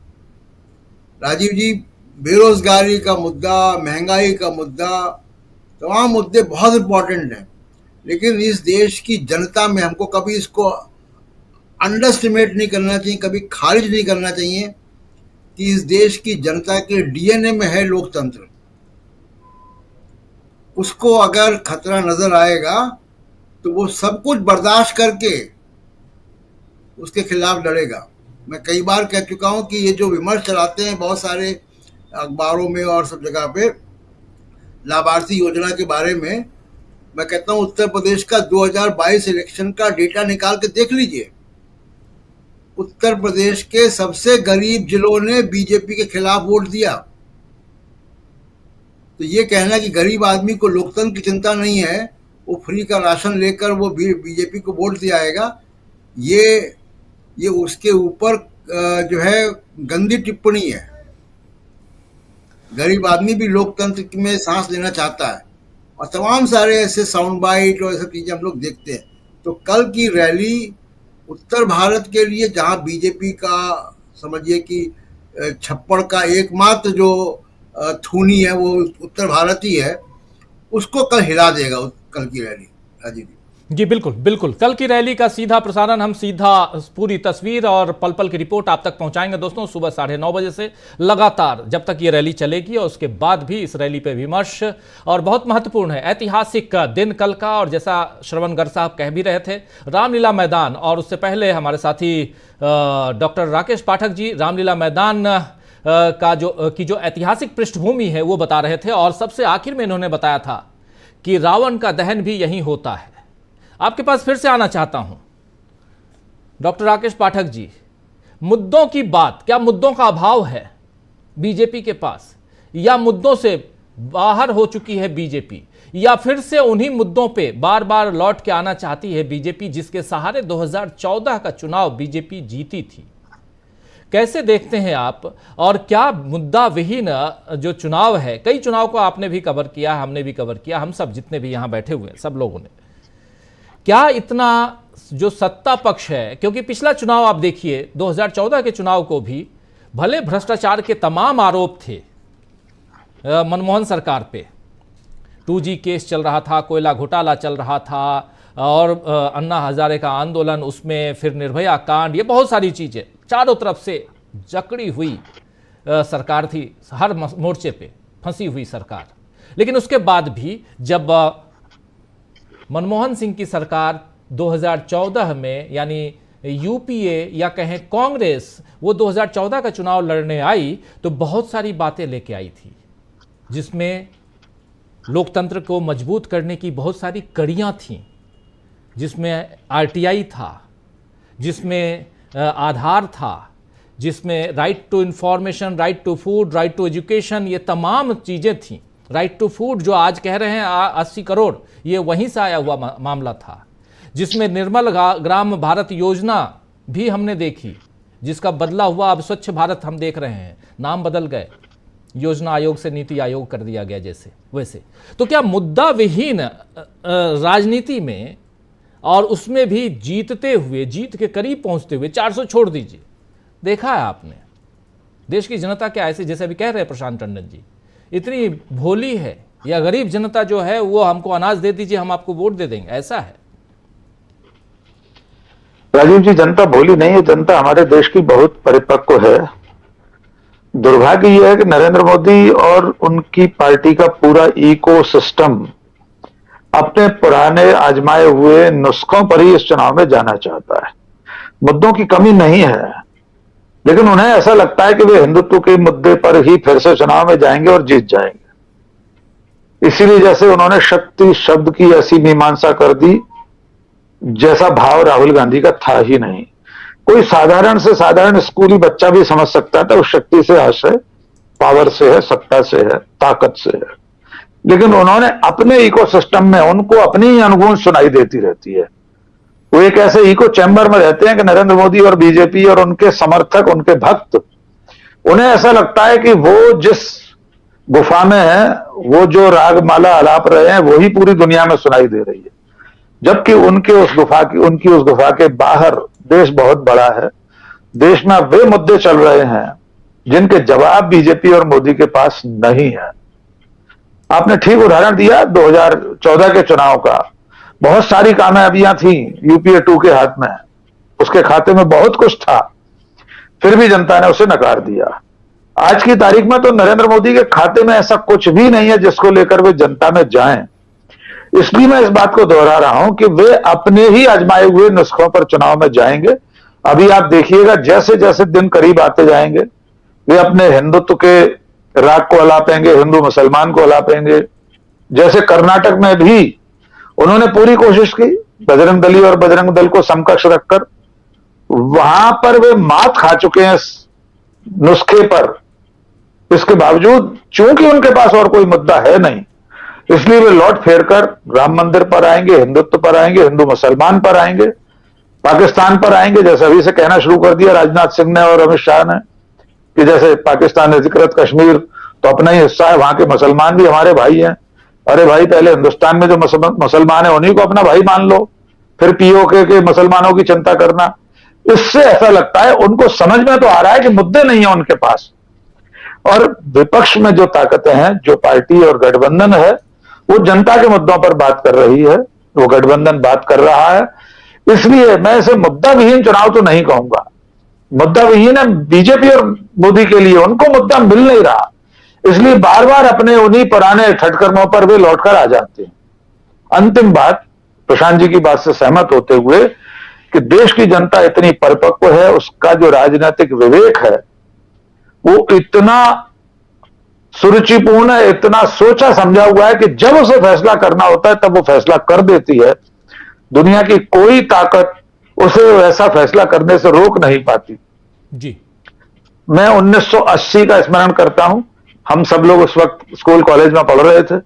इंदिरा गांधी की जब वापसी हुई तब आधी रात को रेडियो पर बीबीसी के बुलेटिन में, हम लोग सब उस वक्त उसी पर आश्रित थे, हमारे अभिभावक लोग रेडियो ही सुनते थे, तब उस पर मैंने सुना था, मुझे आज भी वो बात याद है कि भारत का लोकतंत्र इतना परिपक्व है जितना दुनिया कल्पना नहीं कर पाती है।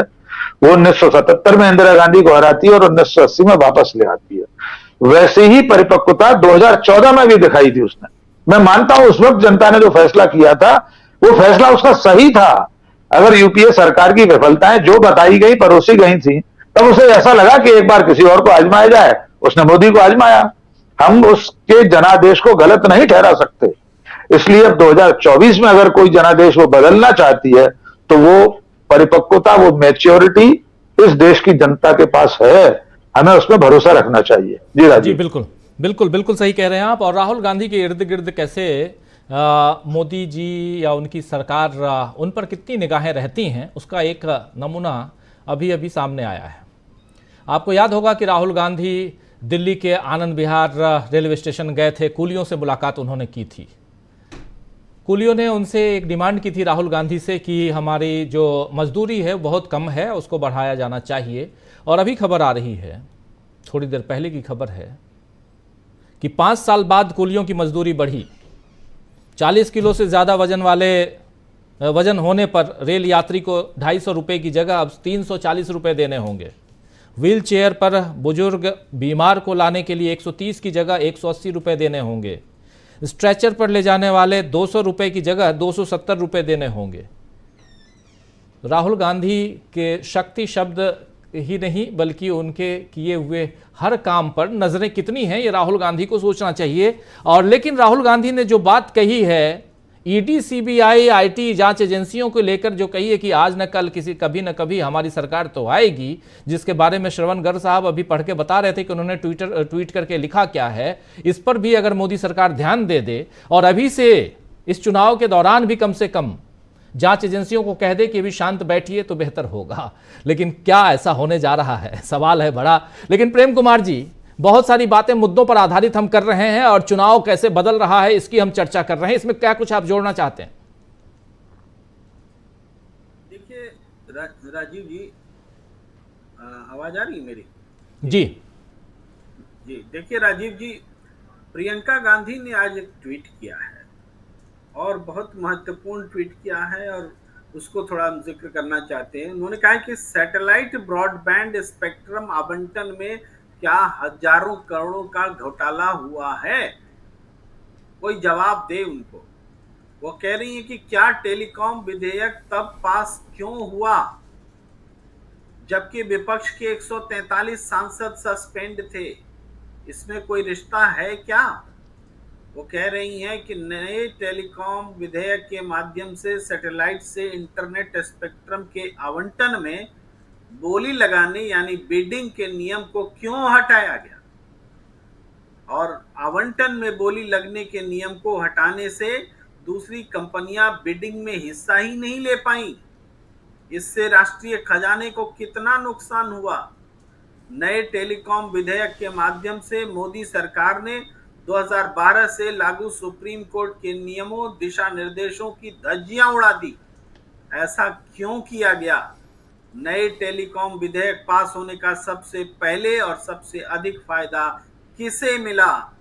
इलेक्टोरल बॉन्ड के नाम पर चंदा दो धंधा लो के जिस बड़े रैकेट का पर्दाफाश हुआ है, उसमें लाभार्थी कॉरपोरेट कंपनी से बीजेपी को मिले 150 करोड़ रुपए के चंदे का क्या योगदान है? और फिर क्रोनोलॉजी समझाती हैं प्रियंका गांधी कि 150 करोड़ बीजेपी को चंदा, 143 सांसदों की बर्खास्तगी, नया टेलीकॉम विधेयक पास, चंदा देने वाले समूह को बिना बोली लगाए स्पेक्ट्रम का आवंटन। मोदी जी देश को कब बताएंगे ये संजोग है या प्रयोग? मुझे लगता है कि ये जो बयान है अपने आप में एक पूरा पैकेज है जिसमें उन्होंने समझा दिया है कि कैसे ये सरकार विधायिका को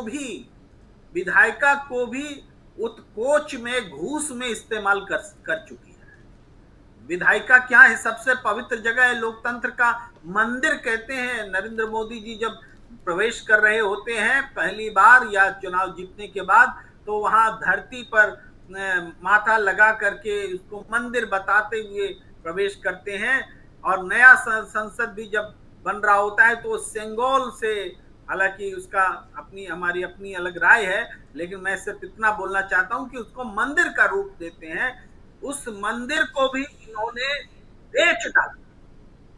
ये है इसका शाब्दिक अर्थ। इसको समझाने वाली जनता की भाषा में बोले तो विधायिका को नरेंद्र मोदी जी की सरकार ने, नरेंद्र मोदी जी के प्रधानमंत्रित्व वाली सरकार ने बेच डाला है।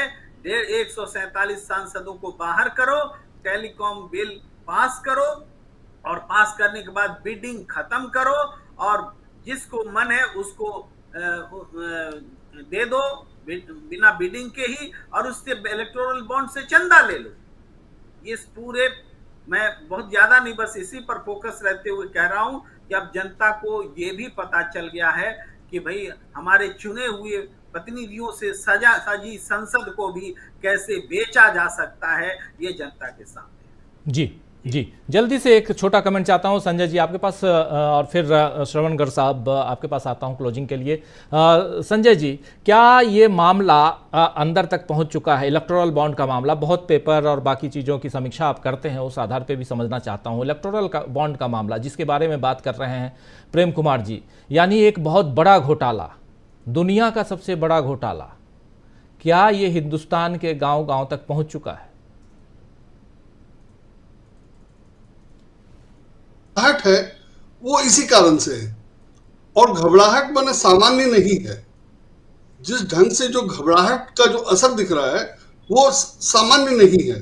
जैसे जो कॉन्फिडेंस था और वो अब इतना कम हो गया है कि जो रिएक्शन है वो अजीब अजीब होता है। और सिर्फ माने प्रधानमंत्री में नहीं कहा जाए, मैं तो वो इसमें देख रहा हूं जो आईटी सेल है या आईटी सेल के जो 2 रुपए वाले ट्रोल हैं उनके रिएक्शन में भी दिख रहा है। और वो घबराहट ट्रोल तक भी जब पहुंच गया है तो जाहिर है नीचे तक पहुंच गया है, क्योंकि कोई उसकी बात नहीं कर रहा है, कोई उसकी बात नहीं कर रहा। डिफेंड करना तो छोड़ दीजिए, अगर उस पर कुछ लिखा गया तो उस पर कोई रिएक्शन नहीं आता है। और जबकि पहले लोग तुरंत टूट पड़ते थे और अब जवाब बढ़िया मिल रहा है। मतलब उसमें बहुत बढ़िया है कि नेहा राठौर पे लोगों ने वो करना शुरू कर दिया कि हॉस्टल की कहानी क्या है। जैसे लोग महिलाओं को परेशान करते हैं वैसे नेहा राठौर को भी करते।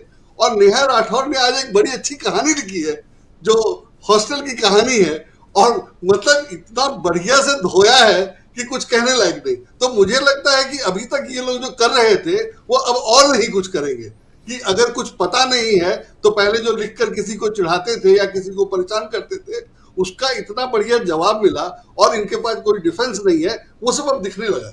तो मुझे लगता है कि हालत वाकई खराब है और इसीलिए है।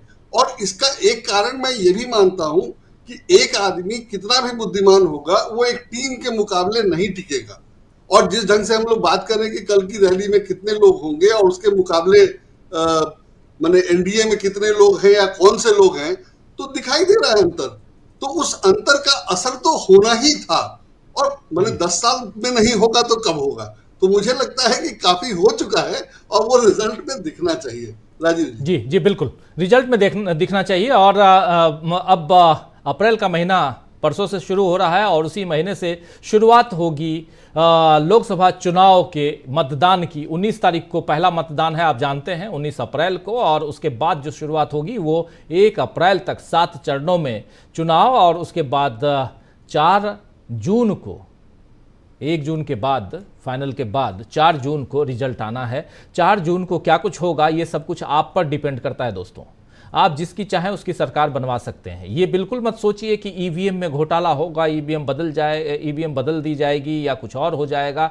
इन चीज़ों को आज की तारीख में थोड़ा सा किनारे कीजिए। और अपील हम सब की आपके लिए यही है कि आप निकलिए जब भी आपके यहाँ मतदान है और वोट दे के आइए। पहले वोट दीजिए, उसके बाद आपका जो वोट है वो सुरक्षित रहता है या नहीं रहता है वो बाद में, पहले आप वोट दे के आइए। कई लोगों से ये तस्वीर और ऐसी बातें सुनने में आ रही हैं, सामने ऐसी बहुत सारी बातें आ रही हैं कि आप लोग ये सोच रहे हैं कि वोट डाल के क्या करेंगे जब हमारा वोट सही जगह पे पहुंच ही नहीं रहा है।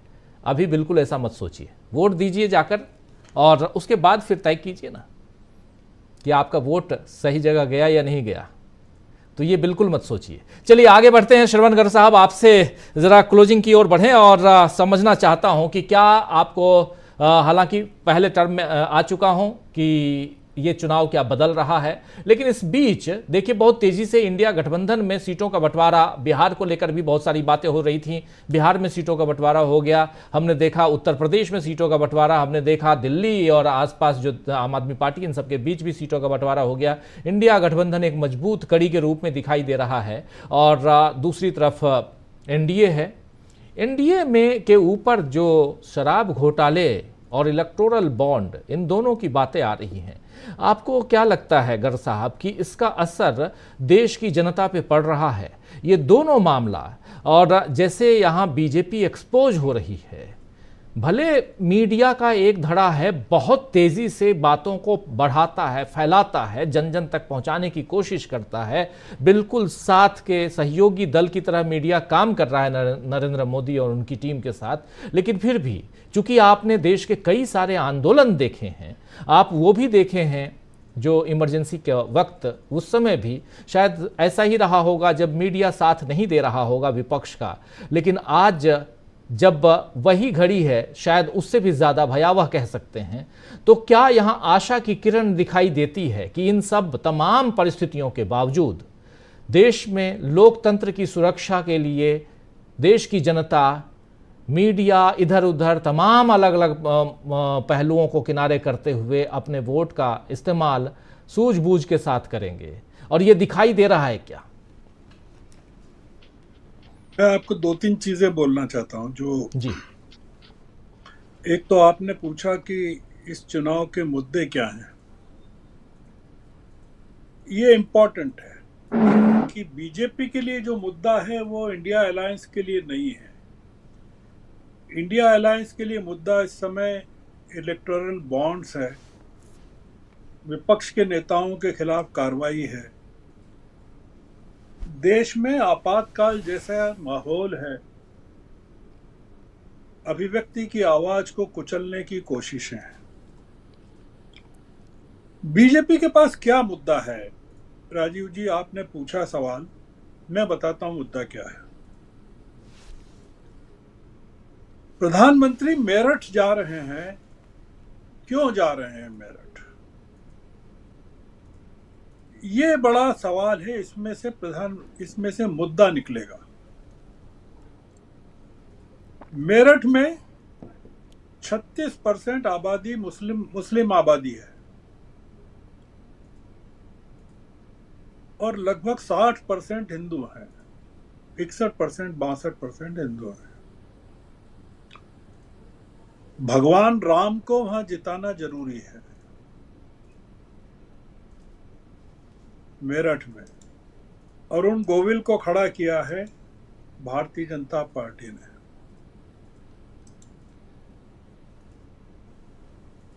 पश्चिमी उत्तर प्रदेश में पोलराइजेशन के लिए, कम्युनल पोलराइजेशन के काम में मायावती उनकी मदद कर रही है, भारतीय जनता पार्टी की। आप अगर पता करें तो समाजवादी पार्टी के खिलाफ जो उम्मीदवार खड़े किए गए हैं मायावती की तरफ से, तमाम मुस्लिम उम्मीदवार खड़े। मतलब ये कि भारतीय जनता पार्टी हिंदू उम्मीदवार खड़े किए हैं और मायावती ने मुस्लिम उम्मीदवार खड़े किए हैं, क्योंकि समाजवादी पार्टी ने मुस्लिम उम्मीदवार खड़े किए हैं। पश्चिमी उत्तर प्रदेश जो है वो पोलराइज करना बहुत जरूरी है, ध्रुवीकरण करना बहुत जरूरी है, हिंदू मुस्लिम करना जरूरी है। तो उत्तर प्रदेश में हिंदू मुस्लिम के आधार पर मुद्दा हिंदू मुस्लिम है। बंगाल में मुद्दा हिंदू मुस्लिम है। आपने देखा संदेश खाली को किस तरह से हाईलाइट किया गया। वहां की जो पीड़ित महिला थी उसके साथ प्रधानमंत्री बातचीत करते हैं, वीडियो कॉन्फ्रेंसिंग करते हैं। आपने देखा होगा कि महुआ मोइत्रा की जो कृष्णानगर कॉन्स्टिट्यूएंसी है, वहां की जो उम्मीदवार है उसके साथ वीडियो कॉन्फ्रेंसिंग करते हैं और वो प्रसारित होती है देश में।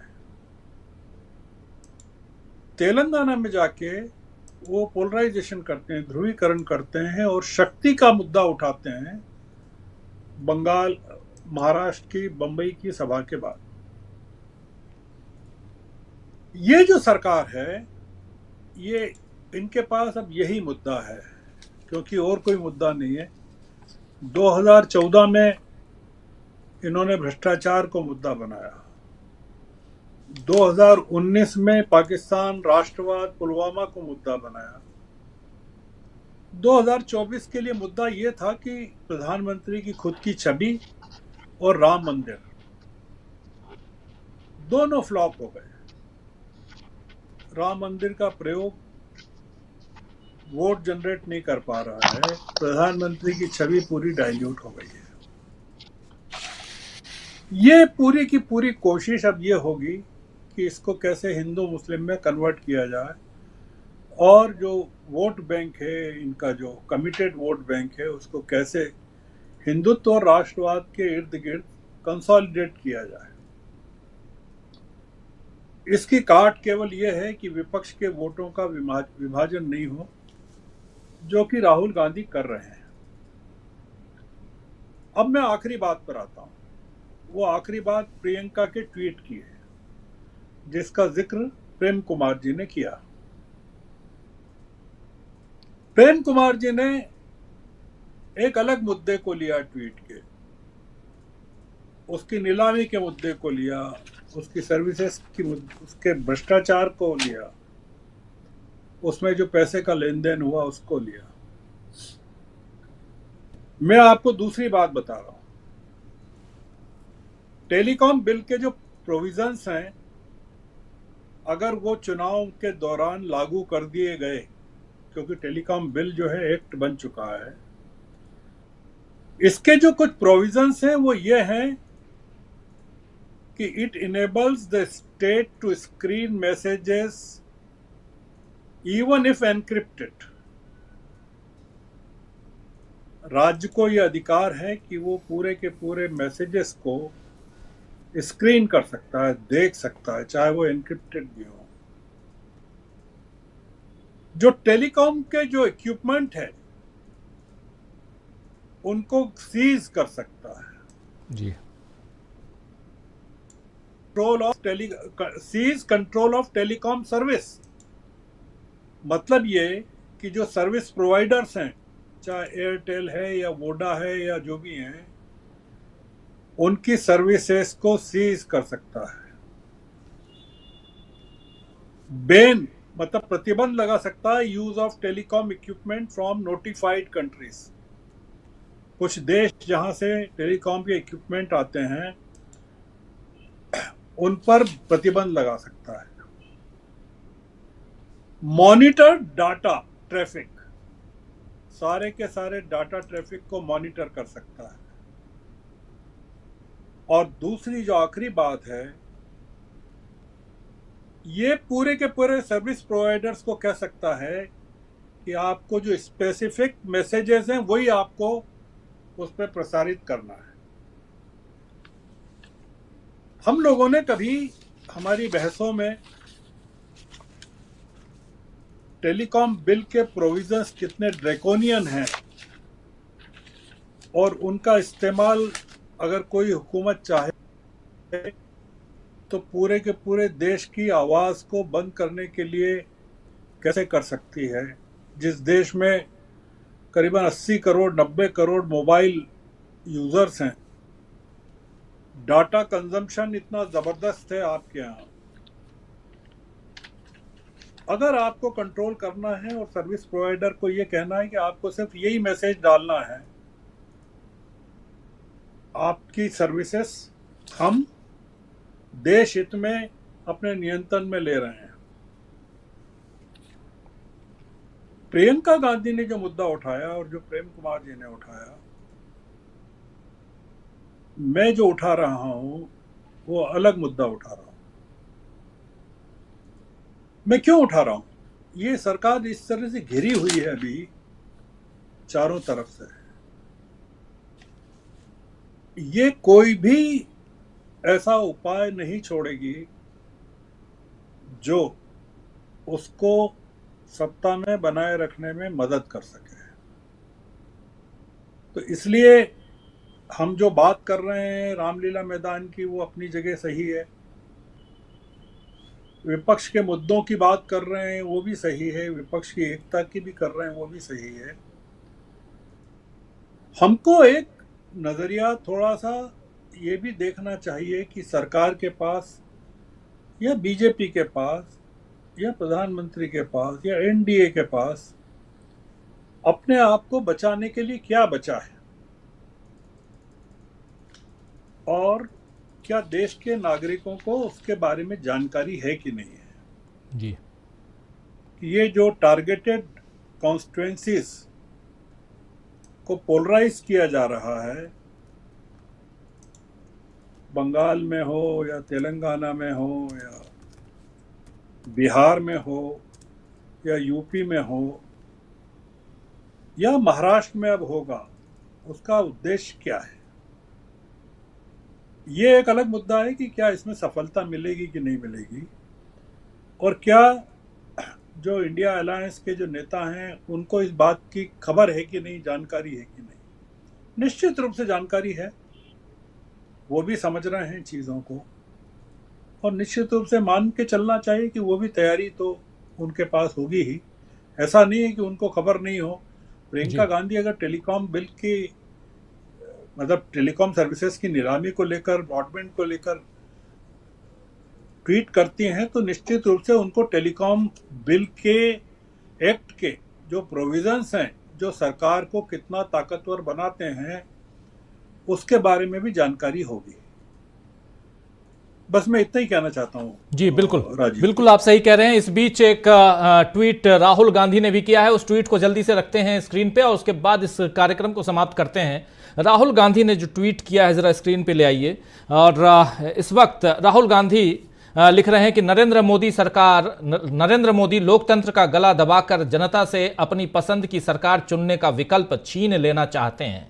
एक तरफ जहां चंदे का धंधा कर रही भाजपा देश में वसूली सरकार चला रही है, वहीं दूसरी तरफ प्रमुख विपक्षी दल का अकाउंट फ्रीज कर मुख्यमंत्रियों को जेल में डालकर और हर स्वतंत्र आवाज को दबाकर वो विपक्ष को जायज ढंग से चुनाव तक नहीं लड़ने देना चाहती। जो भाजपा के साथ नहीं उसे जेल, जो भाजपा को चंदा दे उसे बेल, प्रमुख विपक्षी दल के साथ नोटिस का खेल, इलेक्टोरल बॉन्ड के लिए ब्लैकमेल। ऐसा लगता है कि देश में सरकार नहीं कोई आपराधिक गैंग चलाया जा रहा हो। इस झूठी, अहंकारी और भ्रष्ट सरकार का सच बताने के लिए कल इंडिया गठबंधन दिल्ली में एक बड़ी सभा करने जा रहा है।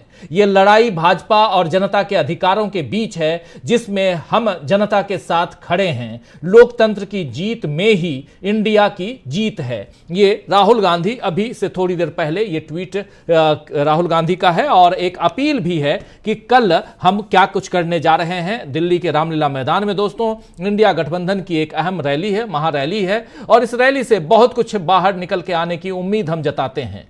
और कल इस पूरी रैली, इस रैली से संबंधित तमाम खबरों को और पल पल की रिपोर्ट को और वहां जो कुछ हो रहा है उसका सीधा प्रसारण लाइव टेलीकास्ट आप हमारे चैनल पर सुबह 9:30 बजे से देखेंगे।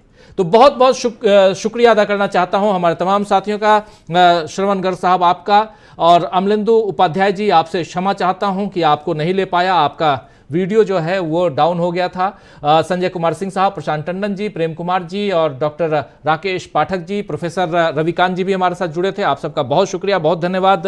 और आप तमाम साथी जो हमारे साथ बने हुए हैं, आप सबका बहुत बहुत शुक्रिया। विलास जी हमारे साथ हैं, विलास उनावाने लिख रहे हैं, मुद्दा एक ही है, वोटर्स को कमल का बटन नहीं दबाना है, धर्म और भ्रष्टाचार से लिप्त है। लिख रहे हैं राकेश कुमार साहब, इंडिया जीतेगा जरूर लिख रहे हैं। संजय मीना भी हैं, वॉशिंग मशीन खराब हो जाएगी कल लिख रहे हैं राकेश कुमार जी भी हमारे साथ। और शिवानी सतदेव जी भी हैं, अपोजिशन पार्टी जिंदाबाद लिख रही हैं। और लक्ष्मी चंद जी का कहना है, मोदी तेरी तानाशाही नहीं चलेगी, नहीं चलेगी। और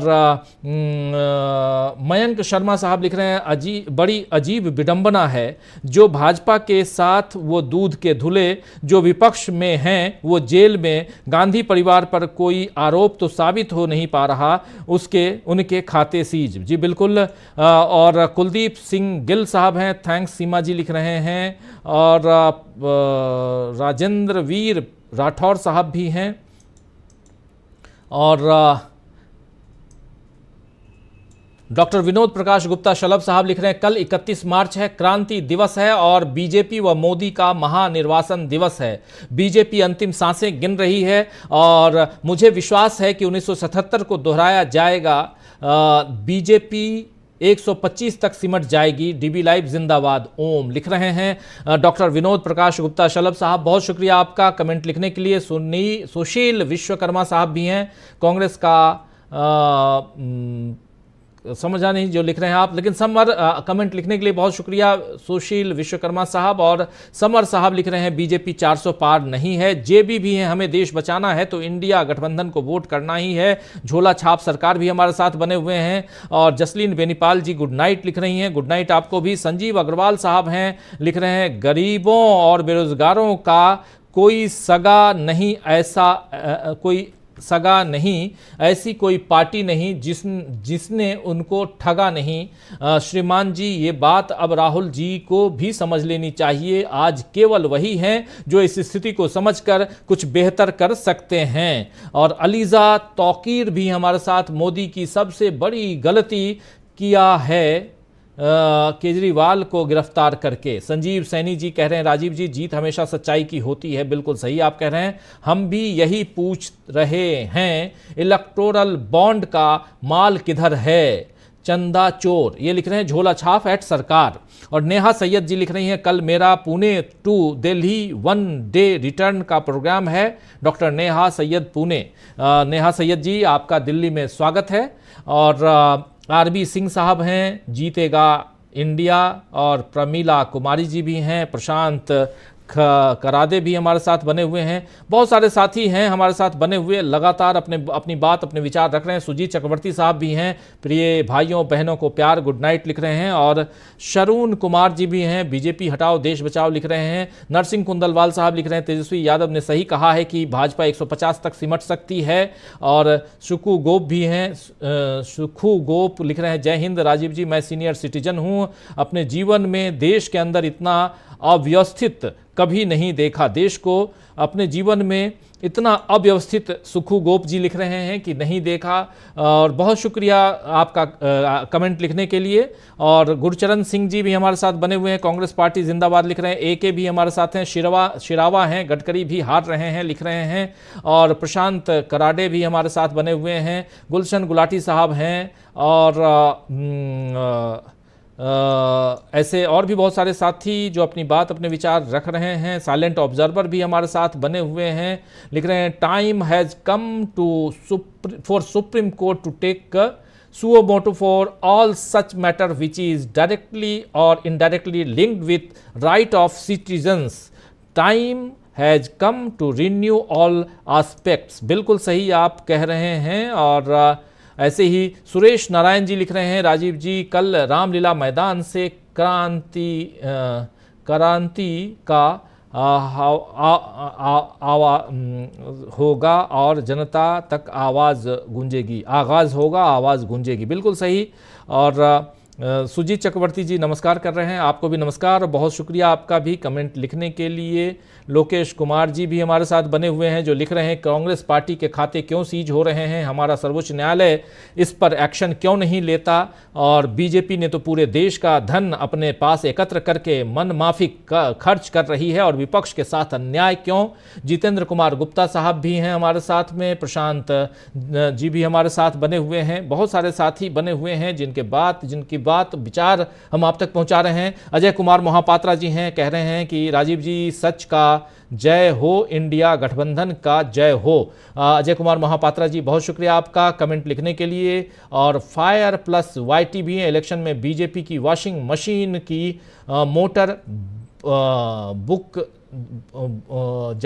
फूंक जाएगी लिख रहे हैं। प्रमिला कुमारी जी भी हमारे साथ, बिहार में 40 इंडिया जीतेगी। और राजीव कुमार लिख रहे हैं कांग्रेस पार्टी जिंदाबाद। और भंवर सिंह साहब गुड नाइट लिख रहे हैं, गुड नाइट आपको भी। और निक्की ऑफिशियल चैनल भी हैं, गुड इवनिंग निक्की जी लिख रही हैं। और नेहा जी कल इंडिया की रैली में मैं हूँ शामिल हो रहे हैं। डॉक्टर नेहा सैयद जी इंडिया की रैली में शामिल होने पुणे से आ रही हैं, आपका स्वागत है नेहा जी। और डॉक्टर SN सुमन जी का कहना है DB लाइव को बहुत बहुत बधाई जनता की आवाज़ बनने के लिए। डॉक्टर SN सुमन जी बहुत शुक्रिया आपका। प्रदीप पूनिया भी हमारे साथ हैं, DB लाइव जय हो लिख रहे हैं प्रदीप जी, आपका बहुत शुक्रिया। अजय जी गुड नाइट, अजय मोहापात्रा जी आपको भी गुड नाइट। और प्यारी मोहन विश्वाल भी हैं और हमारे साथ, और सुशील विश्वकर्मा जी हैं, कल उत्सव का दिन होगा लिख रहे हैं सुशील विश्वकर्मा। और शैलेश सर लिख रहे हैं कल रामलीला मैदान में इंडिया अलायंस का स्ट्रेंथ दिखेगा, उनकी ताकत दिखेगी, शैलेश सर लिख रहे हैं। और देवराज दुग्गल साहब भी हैं हमारे साथ, राजू राजभर भी हमारे साथ बने हुए हैं। और ऐसे तमाम साथी, जितेंद्र कुमार गुप्ता जी भी हैं, DB लाइव TV वाले, आप भी तो सहारा पर बात करो, सहारा पे बात बिल्कुल करेंगे, उसके लिए एक अलग से एपिसोड जरूर आपके पास लेके हम आएंगे। प्रदीप पात्रे जी हैं, थैंक्स लिख रहे हैं। और रामशंकर कौशिक जी भी हमारे साथ बने हुए हैं, मोहम्मद आफ्ताब अंसारी बने हुए हैं, झोला छाप @ सरकार बने हुए हैं। और धन्ना राम जी हैं, नमस्कार, सही समय पर सही बातें हुई लिख रहे हैं। और नाजिम साहब भी हमारे साथ, नाजिम मलिक साहब हैं, लिख रहे हैं इतना डरा हुआ PM मैंने कभी नहीं देखा, नाजिम मलिक साहब लिख रहे हैं। प्रदीप पात्रे जी थैंक्स लिख रहे हैं। और मोहम्मद आफ्ताब जी, लोकेश जी, प्रथम दुग्गल साहब लिख रहे हैं 7 रिमाइंडर देने के बाद भी कमेंट नहीं लिया। अब ऊपर चला गया, आपका कमेंट नहीं देख पाया, माफ़ी चाहता हूं। अभी आपका कमेंट देखा, मैं पढ़ रहा हूं। और राजेंद्र बंसोड़े साहब हैं, साइलेंट ऑब्जर्वर, सुरेश नारायण जी हैं, कुलदीप सिंह गिल साहब हैं। आप सबको बहुत शुक्रिया, बहुत धन्यवाद दोस्तों। इस कार्यक्रम को यहीं अब समाप्त करने की इजाज़त चाहता हूं और कल सुबह 9:30 बजे से सीधा लाइव प्रसारण, लाइव टेलीकास्ट सीधे रामलीला मैदान में क्या कुछ हो रहा है, कौन क्या कह रहा है, कौन क्या कर रहा है, कौन कौन से लोग आ रहे हैं, पल पल की रिपोर्ट हम आप तक पहुंचाएंगे। तो कल दिन भर जुड़िए हमारे साथ और शाम को 7 बजे न्यूज़ पॉइंट देखना मत भूलिए। बहुत बहुत शुक्रिया, बहुत धन्यवाद। नमस्कार, गुड नाइट, शुभ